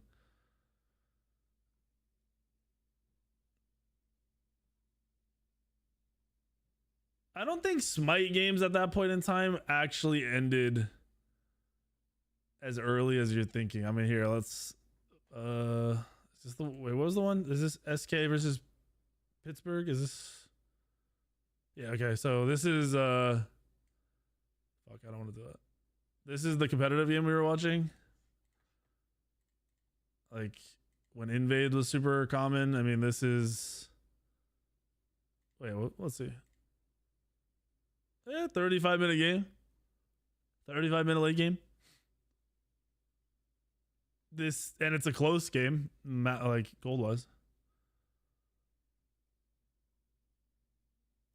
Andy, I don't think comparing Smite's timers to Dota's timers are like a good indicator. I feel like if you had gone in and somehow found like pre-patch 9.5 to sports fighting and what it looked like versus not, I feel like it would have been a better indicator. I just feel like in both League and Dota, it's it's just so like the role is played in such a different way because it's a different game. Like I don't know. Like, I like what you said, how you explained like the support should be about the team and not the super tanky stand in front, you know, just sit there and eat damage. And I think you're right. Yeah, supports are way too tanky and can't die, and you're never killing them. Like for me, the comparison just didn't like resonate the same.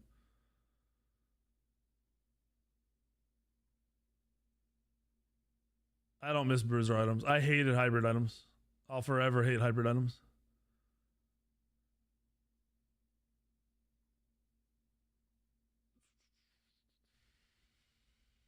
I would like though, like it would be cool to have like supports that aggressively buff their teammates and like make them do more in fights and stuff than just damage eaters.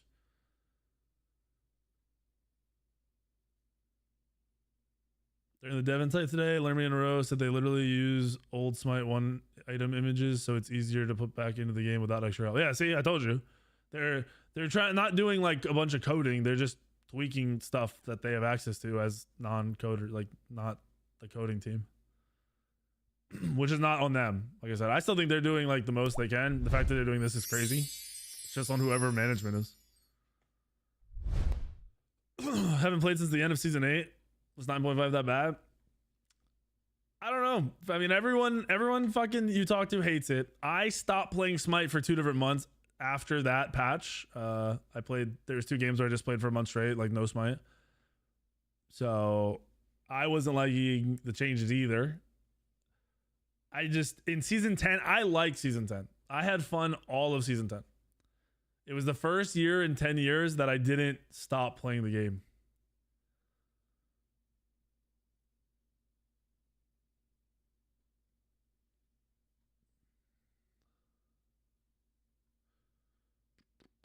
I don't think involving content creators and testing it is necessarily the play. Like they're going to be like changing a number and then going and testing it, and then changing a number and then going and testing it.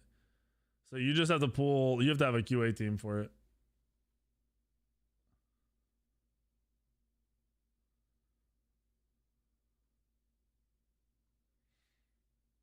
No, it was Super People and Paragon. Paragon in December and like Super People at a different point earlier.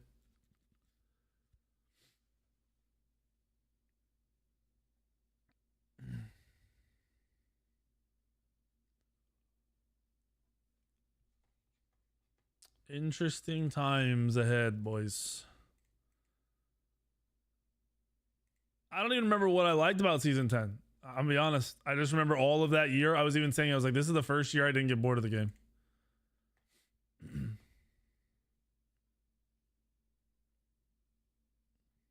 I remember hunters being OP like for a while. I think like crit junglers were OP early, or like all auto attack or junglers were OP early.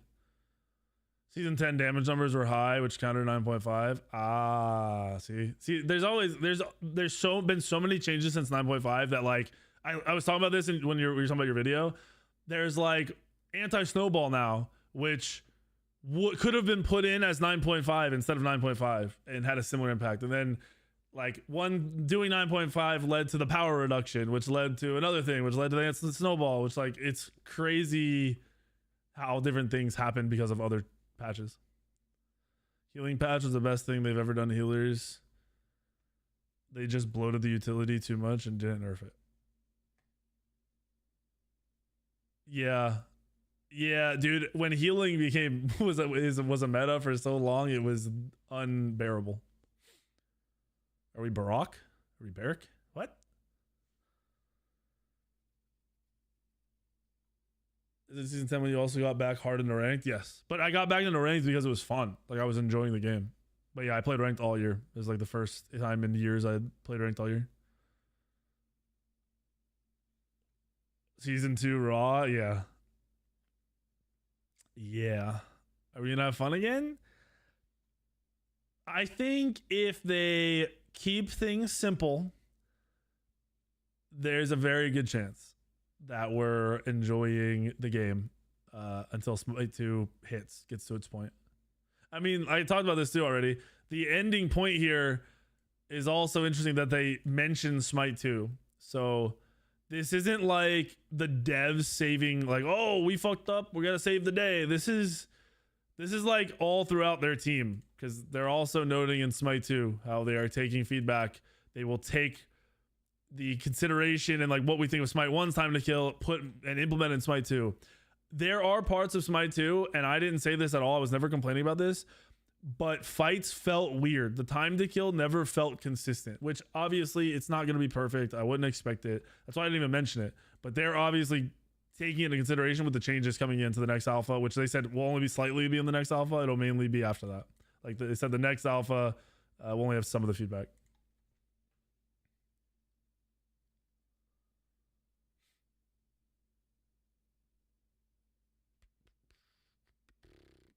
The Slipknot fucking shit should have never happened either. Time to kill is too long in season 2 so far. I think so too. I just wasn't worried about it yet.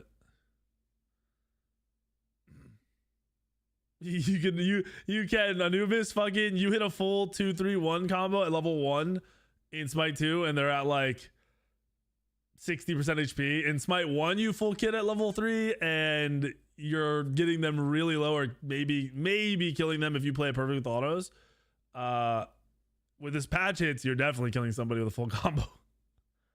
If this revert happens in any way, shape, or form, you like an Anubis combo at level 3 is gonna fucking 100-0 somebody.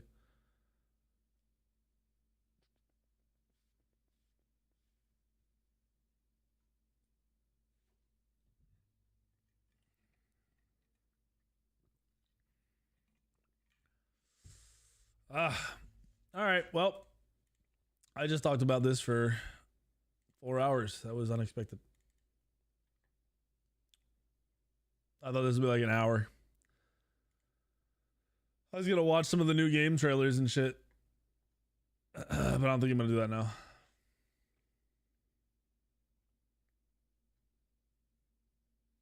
It's been 3 hours and 45 minutes.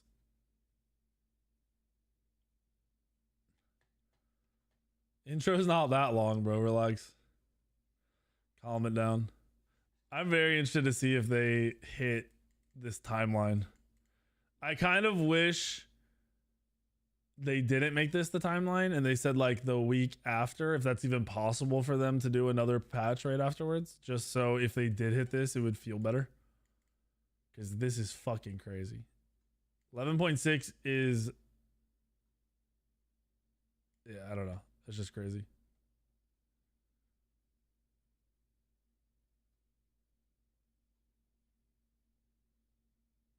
What up, Jacob?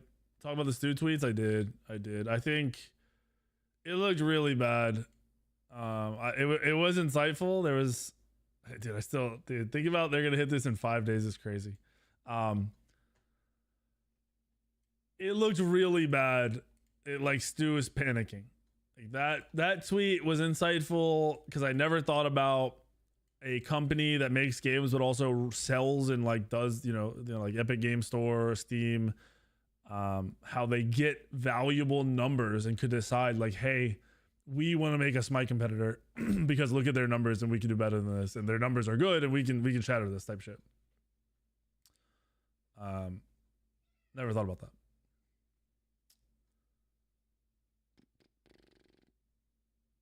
Yeah, I'm probably gonna go play this NDA game for the rest of the night because I can't stream it. Wish I could. Fucking wish I could. Anyway, guys, have a good evening. Thanks for hanging out for a bit. It was cool to talk through all this, see everyone's opinions. I will be here around like 8:30 probably tomorrow, and we'll play some video games. I want to watch these trailers for these other games that are coming out because they'll be pretty hype. Have a good night, gamers.